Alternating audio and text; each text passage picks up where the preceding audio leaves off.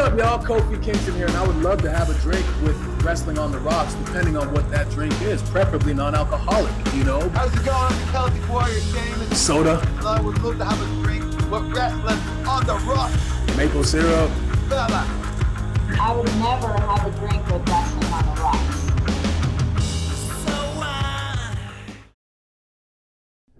Welcome back. Pull up a stool and grab a drink.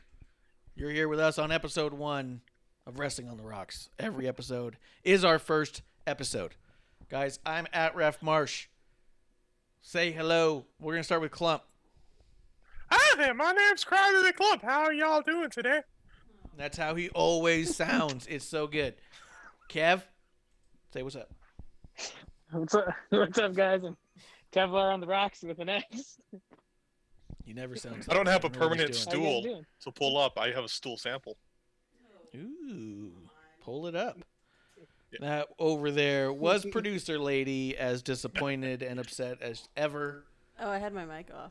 Sorry. There's no way they couldn't hear you. Yeah. No, I don't sound like that No though. one said you But the disappointment still exists. That's still there. It lingers like the stool of which Clump spoke of.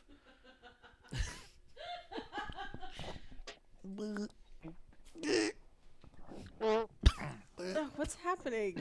I don't know. I'm wearing baggier pants than normal, and I tried to maneuver, and it became like a whole Vince thing. Like, what a maneuver! And I'm about to fall out. Woo! This is good. Hey, Hey, Kev, what's in your glass? I'm just having a couple Miller Lite brewskis. Ew. Clump, what's in your glass? What's in your glass? I have a plate of Chipotle. I forgot a drink. What? You're drinking your shame, pal. I found water. Awesome. The cats may have drank from this. Okay, let's not do that. What? He literally looked at a jar. He looked down, and then he's like, "Let's not do that." That makes sense. Fine. That makes sense. If you guys are watching, then you're getting a glimpse of that. We are at twitch.tv/Wrestling on the Rocks. If you want to be a part of the show. In my glass, I'm having Jack Daniel's honey because after a Wednesday night's worth of wrestling, I need something sweet and stiff. That's why I call Clump. So they call him Honey. Yeah.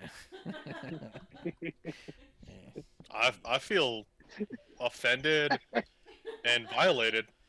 You're the one who gave me Bad Dragon stuff. I should put that pin That on. is true. That's Go right very next to true. this Bailey pin. Ew. Yeah, you started this clump. Yeah. You're the one who got us not sponsored by Bad Dragon straight away. What do you think was going to happen? BadDragon.com. Fans. Grim, you made it. You don't need to hit up that Fulfill. link. Grim. They're not actually sponsors, and it's just going to scare you. Fulfill your 2021. Phil. All right, Yeah. stop. All right. And I've got my glass of wine. Oh, what do you got? What kind of wine? It's just my Red. standard cheapo apothic. Apothic? Yeah, All right. Why do you say cheapo? because it's definitely on the cheap end. We're definitely not going to get a sponsorship if you call it cheapo shit. Yeah. You're not gonna sponsor us. Not with that attitude. I got this. All right, Apothic, it's up I got to you. this right gut shit. Does it come in a bottle or does it come in a fucking box? No, it's a bottle. Come on. Yeah, you're fine. Yeah, I drink from. It's in a bottle. I love it. It's not from the Chateau de Boone's farm. You're fine. Yeah, and it's the proper bottle. It's not a jug. I love it, but it's also not on the rocks. So Well, it's This not was supposed made to be on behind the a rocks. radiator in a prison. yeah, so it couldn't be on our show. It shouldn't be a sponsor for Yo, a show. hey, Apothic, if you want to sponsor me, I'll put you on the fucking show right now. And I'll Whoa, put you their on stuff's kind of cheap. They don't got that much money. Hey, They they're can delicious though. They can send us bottles. That's a full-on sponsorship in my life. Look, the whole point of the show is to get paid enough to pay for my drinks. That's it. That is it. That is Man, we're everything gonna we're need- doing here. And please help us out because we're gonna need it. We're definitely going to need drinks. We watch so much wrestling every week. We need drinks. So it's up to you, Apothic. Your move. And if you don't want to sponsor us from here on out, you're going to be that cheapo rock gut shit that the producer chokes down on the weekly. Yeah. If you don't sponsor us, the producer's only going to drink Mad Dog 2020. However, if you sponsor us, you're suddenly top shelf. We'll fill up the whole table with just bottles and say, like, "Ew, what a lovely bottle." Empty Swish it bottles around. and just spilled shit. Yeah, I'll spit it on the ground. I'll like, "Ooh, it tastes delicious," because that's what refined people do. We'll rate it. This is a 94, clearly. Yeah. This is the shittiest grape juice I've ever had. They don't go that far back. Yeah, they're like, "What? We didn't make wine." Huh? Let's see, guys. Let's get into it. Let's do it. We're goofing off. We're having a good time, I think. Cheers to everyone coming through. Cheers to Grim Reaper. I hope you watch the shows, guys. Let's talk a little bit about the news, and then we're going to hit up our rosters. I know Splinter Fox probably isn't here yet. So if we have to go through these without him, I'm going to tell him he's got to download the podcast like everybody else. We'll see if we can get him in the chat. Real quick, though, Clump, you had a couple news articles that you had pulled up. Did you want to read a couple headlines for us? Yeah, Brian Pillman Jr. Gave up the OVW heavyweight title and MLW title. Looks like it might be due to his he's getting more and more time in AEW, which awesome. I'd like to just see more of him on TV and not YouTube because I think he could do that. Yeah. Certainly don't need as much Marco Stunt. Well, he's got a lot of skill, and he did inherit a lot of things from his father. I think can help him in the business for a long time. I think because I like the pettiness so much of the internet wrestling sphere, because it cracks me up how petty and just how steadfast they can remain. I love stuff like this because all I see on it over and over again when someone's like, "Oh, this date had been canceled. They must be showing up in AEW or NXT." And then you see a slew of people being like, "It can't be AEW because AEW would never make someone cancel a show that's an indie show. AEW would never do that. They make sure that they appear at all of the shows they're ever booked for. That would never happen with AEW, so it has to be NXT." Brian Pillman definitely has had to relinquish 2 titles now and cancel shows because of AEW. And I think that's the right move. But I think it's hysterical because I get to watch these idiots online just be like, "How?" And on that note, hello, idiots. Thank you for watching. Grim Reaper's in the chat, and he says he also inherited his dad's beautiful hair. Yes. That's correct. His luscious locks. I don't remember the name of the tag team that he's in AEW. We were trying to guess it earlier, and I've not been able to guess it. I even pulled up his Wikipedia to find it, and I'm having no luck. Maybe I'm just not good at reading is also part of it. But I can't figure it out. Wait. Varsity Blondes. Oh, okay. You were close. I was really close. It sounds so Really close. Uh, Yeah. Well, you know. The What other did thing you that I want like. it to sound like? Yeah, I don't know. I'm not. So here's the other thing that wrestlers are starting to do because they think it's funny is they're like trying to bring back the mullet because they think that that's funny. I don't find it funny, or I'm not like, "Ooh, that's cool," or "Oh, what a great." Every single mullet I see, I go, "Oh, you look like an idiot." 100% of them. Which is funny because you've had a mullet before. I had a mullet to upset my sister For a wedding. for her wedding. The only reason I got the mullet was because I wanted to upset people. It was one of the most At heel their moves I've ever wedding. pulled. At her wedding. Yeah, I showed up to her reception. I showed up before the reception, just normally with long hair or whatever. Then I left. I came back for the reception with a full-on, clean-looking mullet. And she was pissed. Her now husband, though, he's looking at me like, because the sun's like in their eyes. He's like, "What is that? What?" And she's just all like, What did you do?" And then he's all like, "Yeah!" So good, dude. But yeah, 100% of mullets I don't like. And I did it as a heel move. But I like it. I like that he's getting more time in AEW. I think it's a good move. I think it's really smart. I was interested to see that he broke away from MLW the way that he did because I thought he was being utilized well over there. But he's probably getting paid more at AEW, so he should be there. Can't knock a guy for getting a paycheck. Yeah. They also said that same stuff when Alex Garcia and I cannot remember the other woman's name, but both of them canceled their Mission Pro Wrestling date, and people were like, "Oh, are they going to go to AEW or not?" And I saw someone commented on every single comment a reply saying it has to be NXT. AEW would never make them cancel this. Both of those people showed up in AEW the day of the Mission Pro event, or the day after, like 2 days later or some shit. It wasn't Lindsay Snow, no. She's been showing up on AEW Dark, but she wasn't a Mission Pro thing. And speaking of Mission Pro, we're getting Allison Kay versus Thunder Rosa in a steel cage, February. So that's coming up right about a month. All that just to say, I love the pettiness, dude. I love pointing and laughing like Nelson when I read internet stuff. All right, that's good. Clump? No, I was gonna say, like, I agree with you, and I find it like it's silly to me how much AEW fans utterly ruin AEW, whereas they still watch WWE in this weird masochistic sense to sound upset. A lot of them, like, there are some that I get it. Like, I respect. I don't like it, so I don't watch it. That's cool. Find something else. But it's funny to me, like, what is your life that you have to hate this so much that you have to do that? Yeah, and so weird. And not be aware that there's gonna be. Come on, if you're running a business of any type, if you're a production for a movie, a TV show, you got an actor who's doing a bunch of shit. Oh, yeah, you can't do that. You got to pick this or that. And yeah, people want to pretend that AEW doesn't have a business side, but they do. Yeah.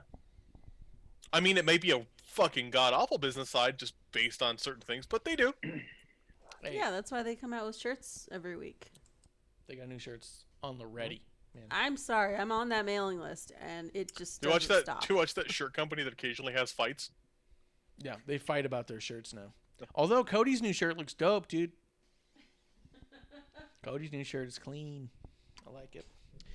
Oh, Miss Amanda Jane in the chat. Hey. Amanda J coming through says, "Hell, it's Twitter wrestling fans." I know, that's why I love it. That's what makes me laugh. Yeah. Cheers. That thing you sent me earlier this week. Guys, I thought furry Twitter was bad. Then I found wrestling Twitter. Yeah, so good. So good. And I think that, like I said, I think it's the right move. I just think, like you said, the fans are so passionately believing that this company is so perfect that they truly seem to believe that the company would only make decisions that they would personally make given their Twitter background in wrestling and business. The promotion's going to make decisions you don't like. And it's fine. It's fine. And I think it's best for the performer at times. Plus, it's a pandemic. Maybe these people should not be traveling and wrestling with every single person in every single building. Maybe you pay them just a little bit to stay at home and only come to your show. All that stuff makes sense. All of it makes sense. This is not bad news. This is great news. But I love laughing at the internet wrestling fans. Clump, you had something else? Nah, just keep going. Okay, but I thought you had a different article. You saw a little headline somewhere? Oh, happy birthday, JR. Oh, that's right. Happy birthday to good old JR. He turned 69. Cheers. Nice. That was probably a joy. Oh, yeah. Hell yeah. Hell yeah. I thought he had a different article. I don't know. That was I it. thought there was one. No, I thought you had I one don't other know. one. It was like No, a no, different no. little thing. All right. All right. All right. I said I had like a thing to say. Okay. All right. Let's keep going. All right, let's keep it going. Let's keep it going, guys. Last week, if you were not last week, 2 days ago. Last drink, I should say.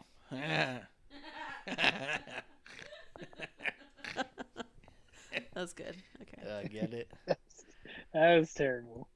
Ironic.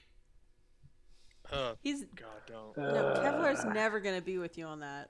He is. He's my tag team partner. No, both he and Clump just groaned. I'm gonna shit in a bag and light it on fire in front of your doorstep. Ooh. Visitors.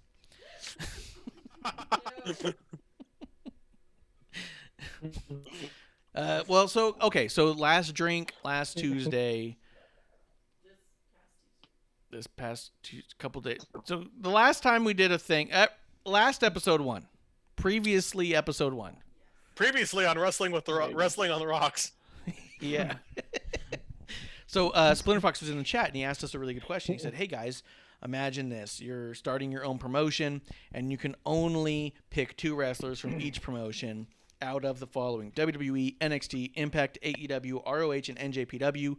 Who will you pick to build your promotion?" We thought that was a tremendous question, but it's how he wanted to ask us this during last call, and we did not want to rush this decision, so we decided to sit on it for a couple days and think about it thoroughly and not rush answers just before we went on. We wanted to make sure this was thoroughly thought out by everyone involved. So we decided to sit on it, and we're going to open up the show with it, although we can't because the show opened 20 minutes ago. So we're going to do it now before we get into the breakdown of the stuff, the shows, the drinks. I think it's a great question. Amanda agrees in the chat. Guys, let's start with... I'll just start it, and then we can go to Clump and then Kev. How's that feel? Good. I'm cool with it. All right. I'm going to start it. For WWE, because I started with the best, I thought I got to have the best. I put Jessica Carr, the referee. She is severely underrated as a referee talent. I know she's still young in it, but she's absorbed a lot from all those around her, and I think that she'd be able to teach a lot of the other refs that we could bring in. She's going to be a tremendous mentor, and I think she's got a lot of years behind her, ahead of her, so I think that she'll be a long haul to grab onto. I also picked Bayley. Because how are you going to have a promotion without Bayley? There's no reason to watch. Not a performer of a certain caliber, not a performer that fits a certain role. How are you not going to have a Bayley? Yeah. You don't even have a knockoff Smiley Kylie anymore. You just... just trying to fire up Clump. But I did say, as my wild card pick, if getting a referee is a wild card, then if I picked another wrestler, I would have picked Sami Zayn. That guy is just tremendous in every way and can teach everybody what they need to know. Let's just go from promotion to promotion on each person, though. All right, so let's do Clump. Clump, who did you pick from WWE? For WWE, I got Kyle O'Reilly, and I put Bronson Reed. NXT was one. Oh, they were God damn it! They were They're the same. Nobody. Fine. Okay. Cool. We'll come back to you. We'll come back to you. Kev, who'd you pick from WWE? Such bullshit. I don't like Splitter Fox. I picked Daniel Bryan Mm-hmm. and Kevin Owens. Fantastic. I was going to pick AJ and Randy Orton, but if I'm building a promotion, I want, younger guys. They're both great on the mic, and I think that's what draws people in to begin with. Yeah, and I think that you could even build out an extended multi-year feud between the two of them to carry the main event while you build other talents to get there if you need to, Yes. All right. Okay.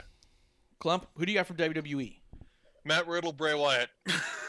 Matt Riddle has really grown on me recently, and he is young, and he's I think he's still got room to grow, and he's doing good. Bray Wyatt, because I just doesn't have to be the Fiend. In any role that Wyndham Rotunda is in, I think he'd be fantastic, and I could see him being your performer to lead the company. I could see him becoming your head producer. So much there. So yeah, absolutely, yeah, 100%. There's so much stuff he could do there, and his character work, the way he could teach others, would be insane. Oh, do we also do Being the Elite and AEW Dark? We're not talking about YouTube. Oh wait, we have Impact on here. We are talking about YouTube. Yeah. Let's see. Amanda James says Dana Bryan and Bayley is who she would go with. I like those picks too. To the Let's see. assignment. NJPW. What? What was the hell noise was that? Said stick to the assignment. Yeah, stick to the assignment. NJPW. I picked Okada and Evil. Okay. Just because they'll fuck people up, man. I picked Tomohiro Ishii and Hiromu Takahashi. Tomohiro Ishii is a little bit older, but he's still going good. Any match he's in, he is amazing. And the best example I can give of why I love him, I view him as really making Kenny Omega. When Kenny Omega got the North American title, the final match he had was with Tomohiro Ishii, and it was absolutely amazing. So he's the guy to blame? Hey, It's all your fault. then It's Kenny all got on your the mic. No one told him to grab a mic. We're not doing 3-word chants this week after this week, okay? We're just gonna... Those don't go well anymore. All right, cool. And the other one was for why? Hiromu Takahashi, junior heavyweight, has held the belt. Absolutely amazing. Very young.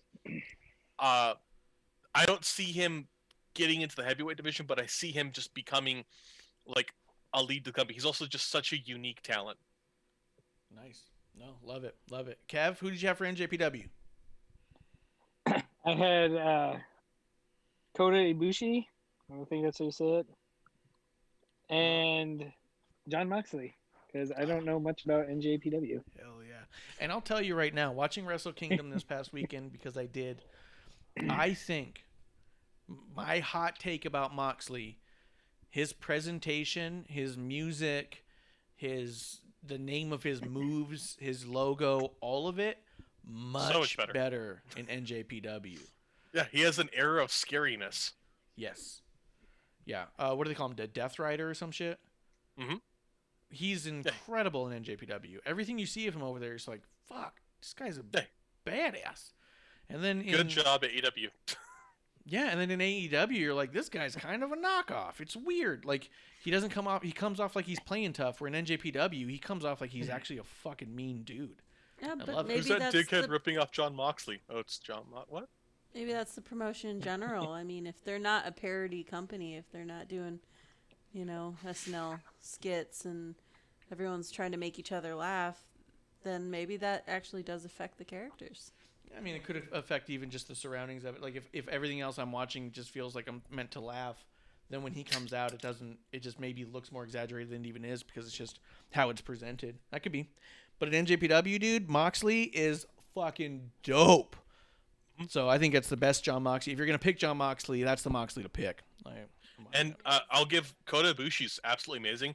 He's the dude that broken necks don't exist for, because I don't know if he can get injured, but he's certainly tried.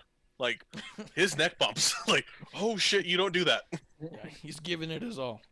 Now that you mentioned it, I remember that too, actually. Dork Chop showed me a Kota Ibushi match, and I was like, what the fuck is happening? Mm-hmm. And he's like, I know. That's just how his head works. In the chat real quick, Amanda, she picked Sonata and Kota Ibushi and said, but if you don't count wrestlers, Shibata, what he's doing with the U.S. Young Lions is incredible. Yeah, I've heard good things. Yeah. But that's true. So this promotion building includes referees and talent and announcers as well, which leads me into NXT. For NXT, I picked Kyle O'Reilly and Vic Joseph. Vic Joseph's my man on the mic. Okay. Clump, who did you get for NXT? I'm excited at the edge of my seat. I can't imagine who it's going to be.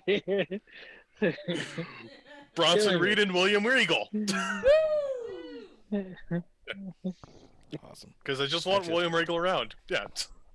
Oh, dude, I can't imagine having William Regal around your backstage area, if nothing else, wouldn't be like the best thing. Yeah. He's absolutely incredible. Kev, NXT, who'd you get? I was going to pick Kyle O'Reilly, but just to be different from you, I will pick Shotzi Blackheart. and the bruiserweight. Pete Dunne. Can't remember Yeah. his name. Pete Dunne. There you go. Yeah, Pete I Dunne's love hard Pete to- Dunne. He's incredible. So good. But I think it's really cool when you think about it that at this point, the beginning of 2021, we all three said if we're starting a new promotion, we want Kyle O'Reilly. Can you imagine the beginning of 2020 Yeah. saying that? Yeah. You know what I mean? Yeah, Like, I don't 'cause think I any picked one him of us over would have said that Adam last Cole. year. Yeah. What was that, Kev? I said, yeah, because I would have picked him because he's not Adam Cole. Yeah, right. If I got to I'll pick an take- Undisputed Era. Fine. Amanda, she says Stu and Ciampa. Yeah. Let's see. Let's keep moving. I just think it's really cool because O'Reilly's really come from being just another guy in that group to being someone who we all view as must have for any promotion. So I think it's really cool. How awesome. Yeah.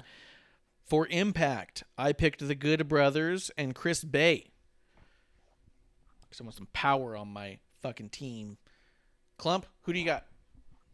Impact, I have Tommy Dreamer and Swoggle because I want comedy, and I just like Tommy Dreamer. Actually, that makes a lot of sense. There's I nothing also wrong with don't- any of that. I mean, I wanted to do like Rosemary and Sue Young, but like I gotta bring the funnies. Oh, well, hey, that's it.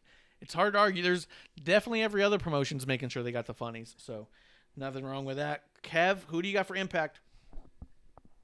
I'm sticking with Good Brothers just because they're the fucking Good Brothers. And Heath Slater. I always Oh, loved yeah. Heath Slater. I think he was underutilized. And if I'm starting a promotion and I can push him towards the top, I'll do it. Oh yeah, and you know Heath Slater and Good Brothers, they're all like best friends. So, if nothing else, your promotion will have the best after Great. parties of any of these promotions. Yes. Yeah. Well, I don't know. Clump's got Hornswoggle. That's true. Kev's like, he's like, is this not about a drinking? This is a drinking show. Who's Yeah. booking for anything This other is- than the after party? This is the drinking wrestling league, right? Yep. All right, so then for me, for AEW, for my new promotion, Amanda says Sue Young and Sami Callihan. Ugh. I'm sorry, Sammy Callahan looks like he'd be sticky, and not in a good way. Yeah, no, that guy sticks. That dude, you can hear that dude when he stands up from the couch. Guys, for AEW, That's a horrible description. I picked Serena Deeb and Thunder Rosa. I Okay. think that if I'm going to have Bayley on my roster, she's going to need to have matches with somebody. And to me, Serena Deeb and Thunder Rosa are putting out the best wrestling matches we have out there. And if you have Bayley, Thunder Rosa, and Serena Deeb starting your women's roster, then that roster will never flounder in my mind. So that's why I picked that. Let's see. And Miss Amanda Jane clarifies, not for his wrestling, his backstage work. So funny. Clump, AEW. Who do you got? AEW, I have Hangman and Cody. That's not bad. Yeah, dude, that's solid. Those are good. Like Yeah, two separate world them champs from- right there. The people who are floundering. Yeah. No. Let's see. Kev, AEW, who'd you get? I'm going Chris Jericho and Excalibur. I'm God, just fucking cut it. I'm not doing Cut his mic. I'm leaving. I'm going home. Just turn and Kev's turn. like, because we have to have a reason to drink. Yeah. No, I was going with Hangman and the Lucha Bros. Lucha Bros have really grown on me. I'm liking it. Ray Phoenix, I thought, did great this week. They get a nod on my roster. Hell yeah. And they had that throwaway blood feud, which was for no reason and one time, but was fucking incredible. If you actually did a proper build to the two of them, that could main event your biggest pay-per-view of the year. Yeah. Let's see. Well, yeah, because remember they just did that weird thing where they ripping masks and stuff, and everyone's like, why is this happening? And it's like, I don't know. But it was like fucking rad. Dorkchop's asking what we're booking. Dorkchop, we are booking our own promotions. Splinter Fox last week asked us at the end of the show, so we're opening up with it this week. If we get 2 people from each promotion, who do you get to start your own? We've already been through WWE, NJPW, NXT, Impact, AEW. We are on to ROH. I picked Brody King and the Beer City Bruisers because I want to have Beer City the Beer City Bruisers against the Good Brothers for a whole bunch of slapping meat for those tag titles. Big meaty man. Slapping meat. A lot of meat. I want they would do those runs to the splash in the corner, but it would sound like a chop. Like that's how much meat is there. Clump, Which each ROH, step. who do you got? Ring of Honor, I got Dalton Castle and Flip Gordon. Flip Gordon's like legit, dude. I watched Flip Gordon against Nick Aldis. It was sick. Dalton Castle just makes me giggle, so yeah. Yeah, I think I'm gonna sent show me stuff you- before. Yeah, I'm going to do a funny promotion, but good AEW. And that's why I'm picking talent, not backstage. We're gonna call it I love how you KEW. just shit on your specialty segment. You fucks gave me this job. I never wanted it, and it's gotten worse with time. You just shit on your specialty. You just shit on the thing you gave me.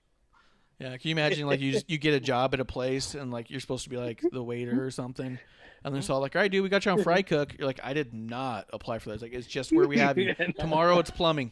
It's gonna be your specialty. Yeah. You're like, that is not my wheelhouse. Well, it's gonna have to be.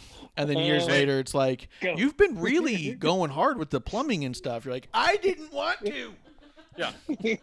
Why do you seem so unhappy? Hey, I'm going to need you to do a roof. I got all the material for you. Then, like, 2 days later, God damn, all that banging's really fucking annoying. Yeah, keep it down. Let's see real quick. Doorchop's getting caught up. WWE main, he picked Bray and Keith Lee. Cannot go wrong. NXT, he got Balor and Ciampa. I mean, you're gonna get a lot of broken legs. For AEW, picked Hangman and Omega. Oh, but you can get away with that. You can pick one more because Hangman and Omega counts as a tag team. If you pick the two of them, I'll let you pick a third. You get a wild card on that. Why were they Impact never said- called Omega? Omega? Yeah, Omega. or- Omega Ho? Omega or Omega Man, I thought was going to be a thing. Impact, you picked Good Brothers, and NJPW, you picked Dakota Ibushi. Also, Impact, pick another one, man. You got a couple wild cards there. Tag teams counts as one. Now, guys, speaking of wild cards, Kev, did you say who you got for ROH? Ruh. No, I've been rating my turn. Yeah, you have. I have Brody King and Jay Lethal. Hell yeah, man. Brody King and Jay Lethal. Dude, Brody King's a beast. He's so good, man. I like and he's also Lethal super and- nice. Nice. I liked Lethal when I first watched TNA, and yeah, just stuck with him. Oh, yeah, you've talked about him a lot. I heard he's not very popular anymore. He's got some issues. Yeah, I think he's said a few things here and there. I don't know much about it, so I'm not really going to speak on it or form my own opinion.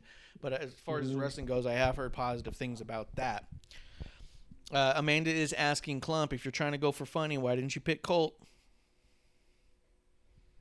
Colt Cabana. I wanted to go for funny. Oh, Yes. Yes! Ow. I Cheers. totally forgot. I like Colt Cabana. I just totally I forgot. totally forgot. Don't worry, I got my funny coming in, and I can't throw him back in because Kev. Colt's fucking worked What about- everywhere. Clump, can you imagine? You just pause, you're like, because Colt is clearly forgettable? Because I forgot. Let's see. Doorchop does say that in his bonus ones for AEW is going to be Cody, and his bonus for Impact will be Ken Shamrock. Fucking baller, dude. Bum fights champion Ken Shamrock. We also have our own, and Amanda Jane did not like that comment, Clump. I loved it, though. Keep it coming. Keep it coming. Bang, bang, bang, bang, boom, boom. Colt Cabana in the room. We did have a wild card, so that would have met the stipulations, the scenario Splinter Fox set up, but we went wild card. Clump said he's picked AAA because WCW, MLW, NWA, ECW. I went ham. the AWA. So we got AAA. Guys, for AAA, I picked Conan, who was also somehow listed in the Impact roster, so I don't know where he belongs, but I picked him. And as my wild card pick from AAA, I picked Omega. Kenny Omega, standing champion. Fuck you, AEW. I got him. You idiots. Clump, who'd you get for AAA? I did Mascarita Sagrada and Nino Hamburguesa. So there's a big And fat why? guy. His name's Son of Hamburgers. That was mainly it. Good. And yeah, exactly. It's like, That is oh, good. that's great. And then Mascarita Sagrada is amazing. He's like 60, and he's still like he's a little person that gets thrown around like a little person shouldn't, and it's kind of a throwback and kind of terrible, but he's still getting thrown around. It's great. I'm into that. And if you dressed him up as a hamburger and came out with the other guy, I should have also drafted Cheeseburger from Ring of Honor, and yeah, I that's could a have. faction. Yeah. And then, dude, but anyone who comes out with Son of Hamburger would just be known as Hamburger Helper. Fuck, that's amazing. Stupid. That's stupid. Yeah. If they're a stable, they're like finishing move in and out. Yeah. Smash Burger. Oh yeah, Smash Burger, Triple Stack, Yeah, the runs. Bean Patty. Kev, who did you have for AAA? No one. Perfect. Dorkshop I don't picked know- Phoenix I and don't know Penta. anything about AAA. Oh, nice. Yeah, he picked Phoenix and Penta as his wild card for AAA, and says Laredo Kid is a bonus if they count as a team. Sure, yeah, fuck it, make them a team too. Trying to think, is there anybody on here I could have made a team? I don't think so. No, I picked my teams. I think that's it. I think that's good.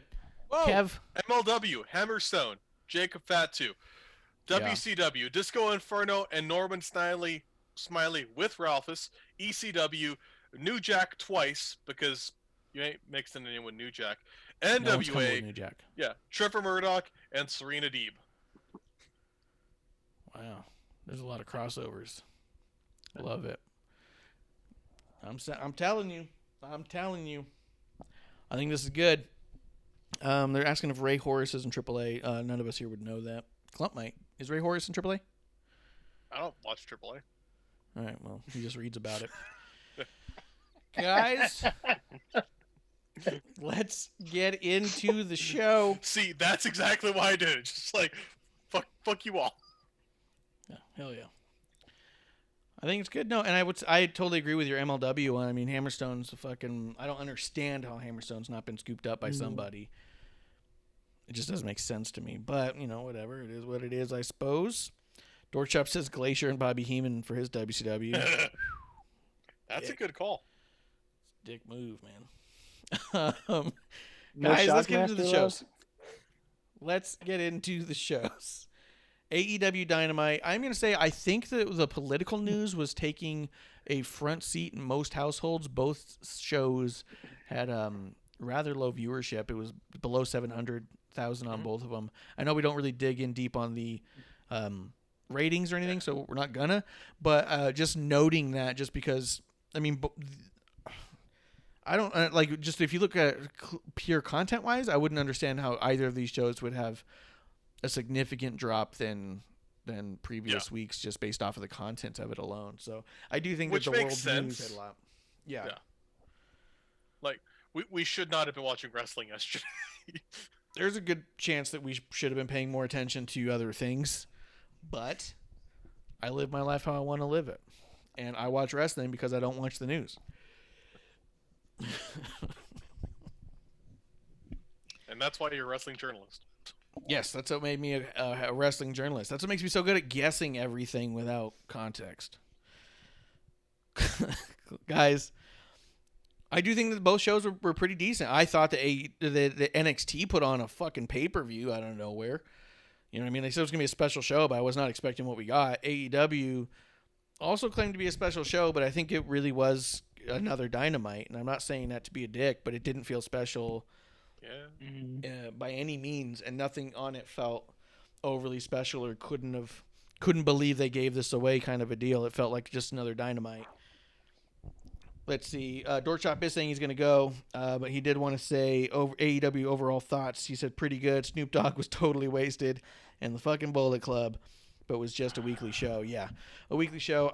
We'll get into Snoop Dogg. I don't know that he was totally wasted, but it was an interesting choice. Chop, thank you for coming through and having a drink with us. Anybody who ever wants to swing on through and have a drink with us, we love chatting with you, and we're here to talk to. Let's see. Amanda agrees 100% with all that, or more than 100. Cheers. Yeah. Cheers, Chop. Thank you for riding through.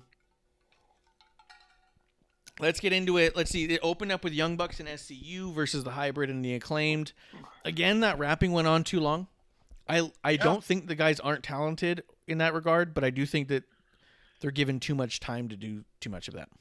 I have trouble with them because, time and again, when we have somebody rapping in wrestling, it's all like meant to be like a fight. Like it's all like talk shit to your person, which I get it, but a lot of times they're really reliant on, like, specifically, like, these guys are really reliant on the word bitch, but that seems to be both WWE and AEW in general, and it's kind of just annoying. And yeah. Also, somebody on wrestling Twitter posted that WWE is way too reliant on the word bitch, and I just wanted to like do a supercut of the Acclaimed. Just...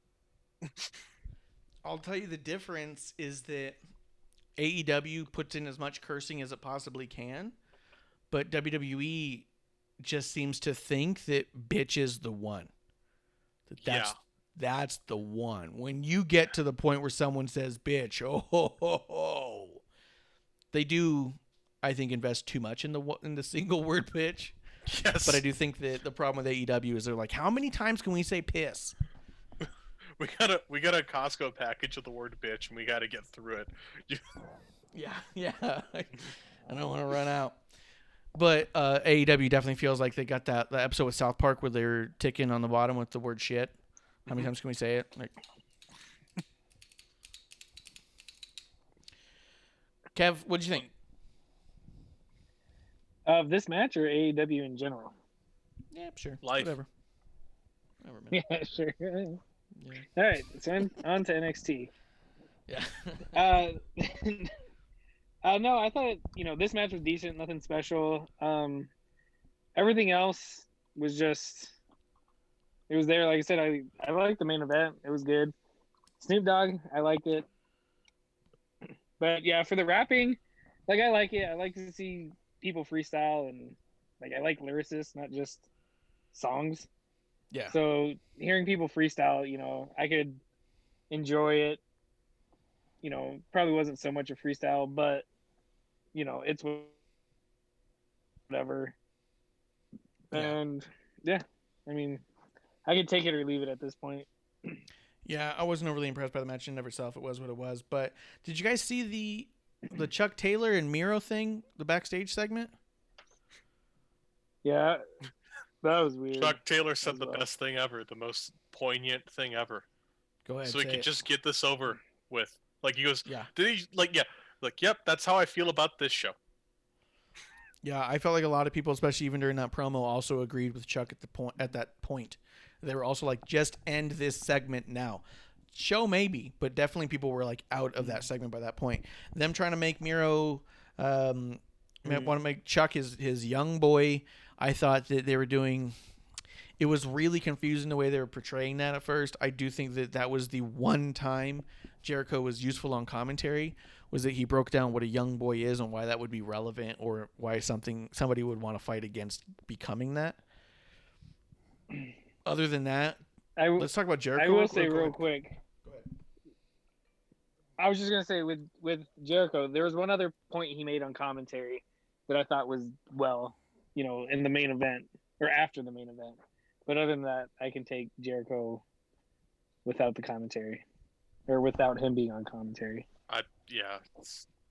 All of his references were like 20 years old. Like, you don't like anything. He's like, I'm like the reverse Mikey. That was like 30 years old. That was like 30 years old. And then then they said something about it being Dynamite, and then Jericho goes, Dynamite! Like, that's another fucking 30-year-old reference, dude. 40 maybe. Like, what the fuck? I was going to say, both of them.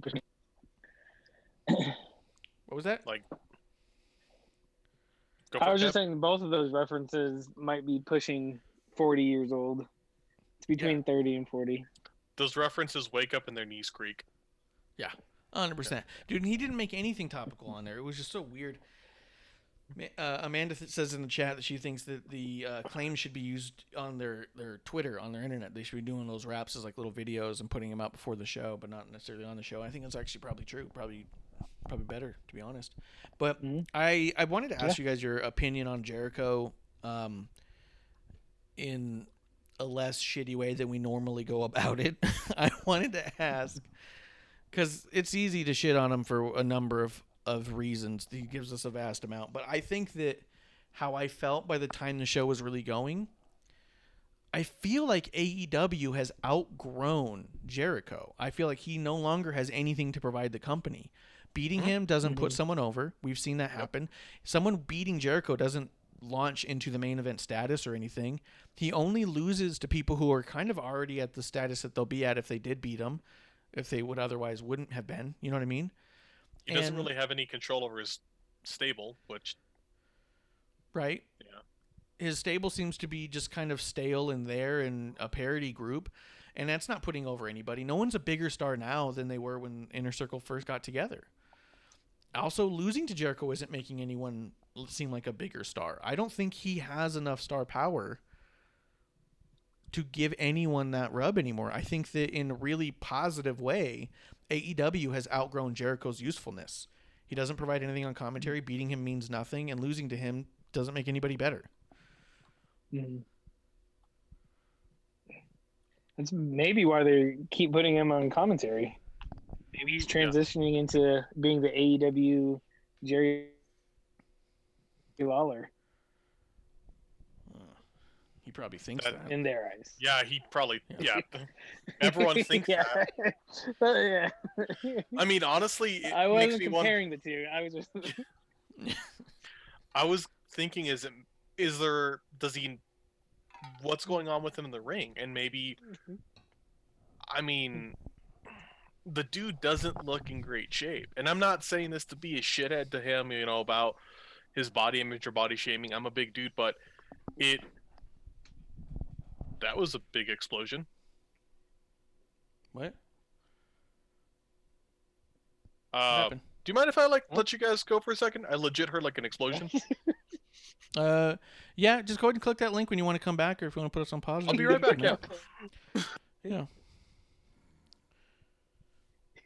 All right. Well, Clump's in the middle of warfare now. Everything's okay there. Maybe we were wrong to not be watching the news and watching wrestling after all. As Clump's house just got bombed. I know, right? Yeah. Well played, Clump. You've proved your point. It's one of those. Yeah, it's one of those you walk out of the room and it's like complete Armageddon. Yeah. You're like the last two people on Earth. You're like, whoa. Mm-hmm. Yeah. So Clump's under fire.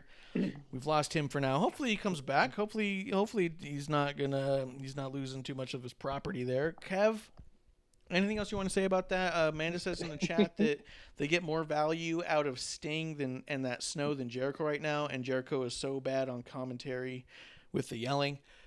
But I agree. The rub that Darby's getting by being around Sting is so much more than anything Jericho is saying or doing. They're not clipping Jericho's comments. They're not making clips out of it. Mm-hmm. No one's sharing pictures of Jericho in the ring with people to do anything but laugh. I just think that they've outgrown him, and I think it's a good thing. Yeah, and I think one of the problems is that Jericho doesn't know where he's supposed to be in the commentary booth. Yeah. Or desk, whatever you want to call it.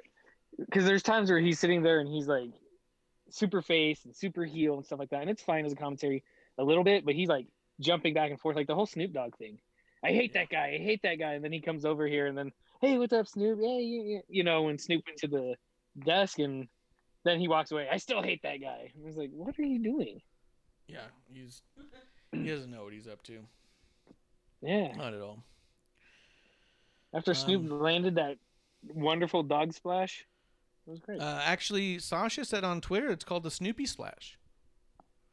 Oh, Snoopy splash? That's terrible. Yeah. I like dog She named splash. it. Yeah, I think Dog Splash is pretty funny. We can get right to that though, real quick. Wardlow versus Hager. I'll be honest, Wardlow versus Hager. Going into this match, I thought it was going to be pretty bad and pointless, and not good at all. But as I watched it with an open mind, I was right. It was terrible. Not good. No one looked good in the match. Wardlow highlights just how bad Hager actually is. And the right guy won.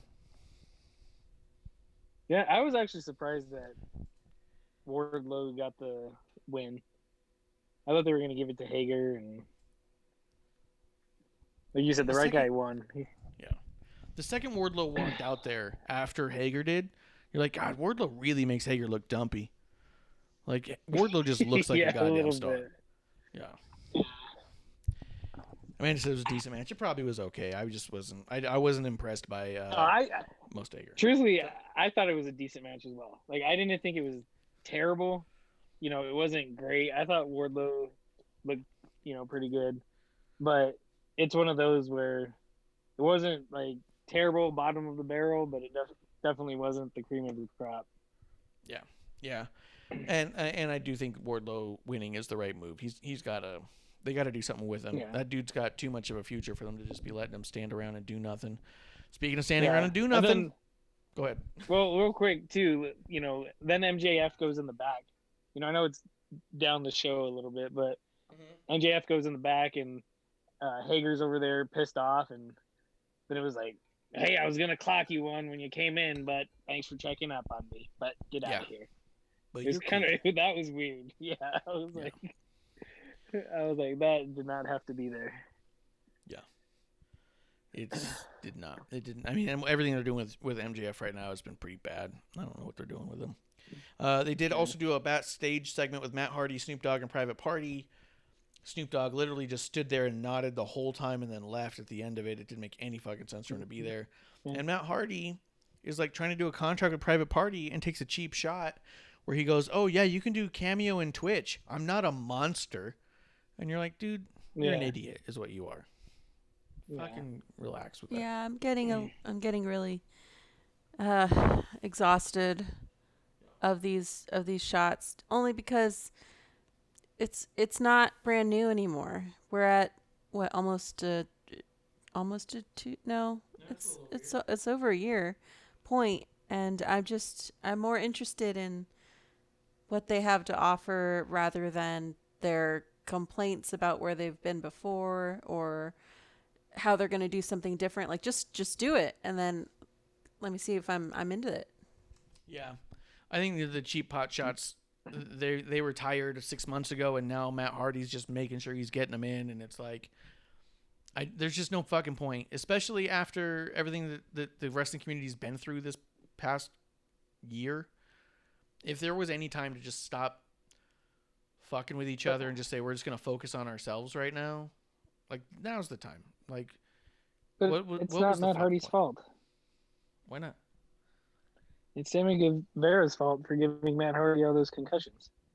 Oh, that's a good point. Matt Hardy still thinks it's 6 months ago. Yeah, you didn't realize. Yeah, comes out with an American flag celebrating 4th of July. Yeah. Oh, and then they did the weigh-in, dude. What'd you think of the weigh-in with Darby and Bryan? Derby. Dude, Derby. They weighed in Derby at 170.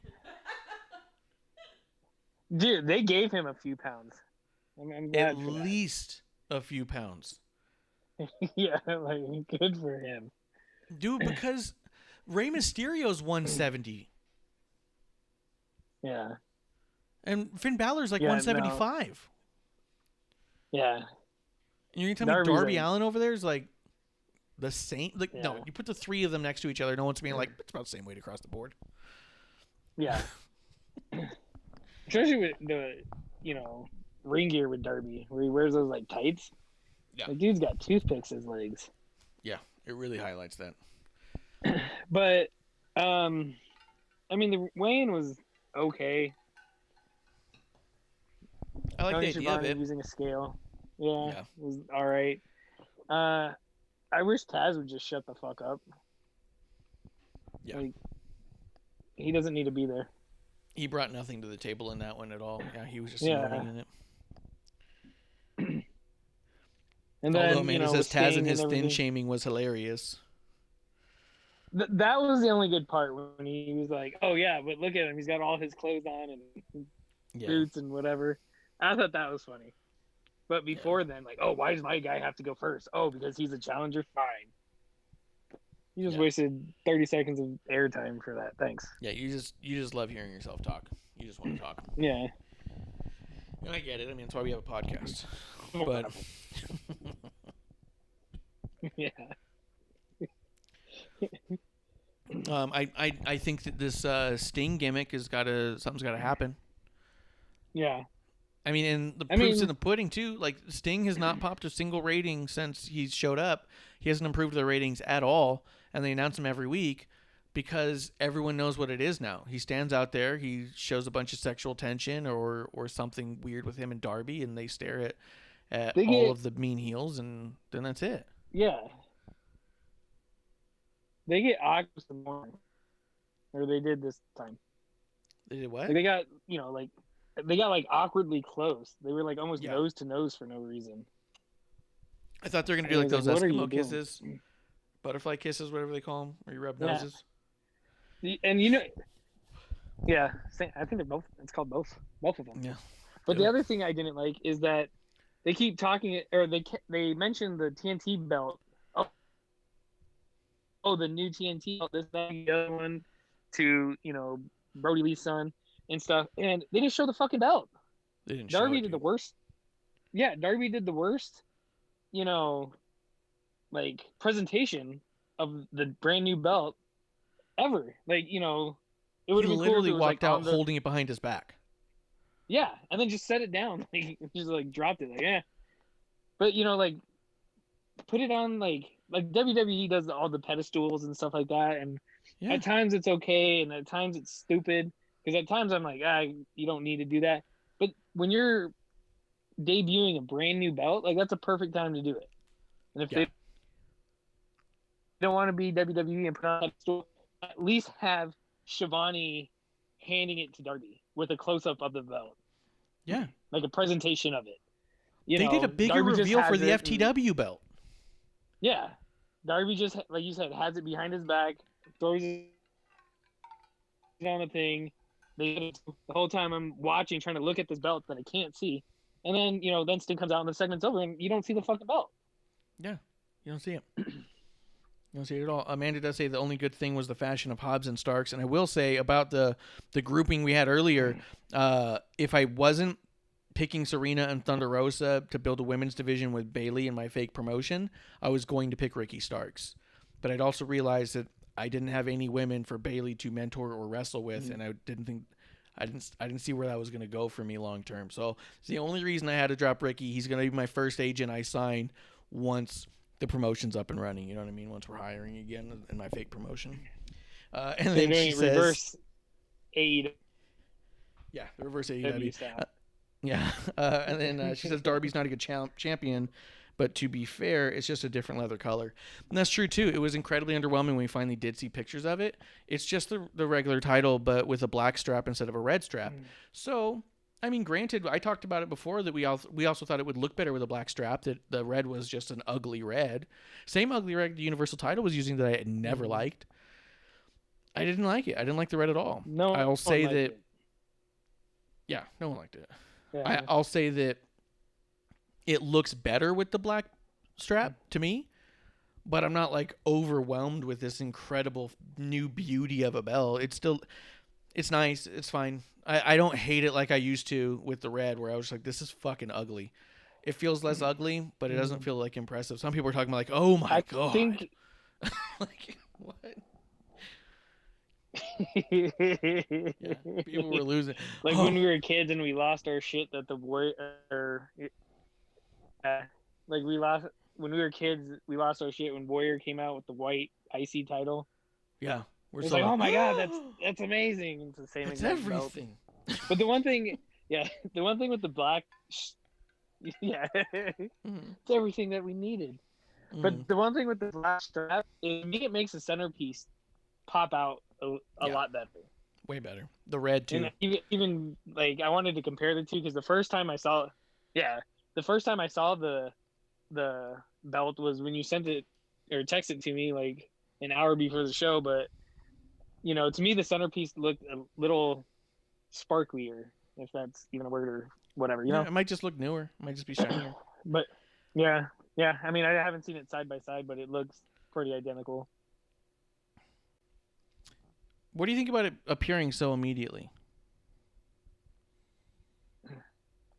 The new belt? Yeah, it just felt like I don't know how to say this the right way, but it felt a little bit like the red belt was going away either way. This one was already made. It was ready this week. Last week they gave it away, and this week there's a new one. We know from the TNT belt that it's not easy to get a belt made right away. Remember they had all those troubles getting it produced, and they ended up bringing out the nickel one because, hey, it's just difficult to get a belt made quickly. So this has been in the works for quite some time.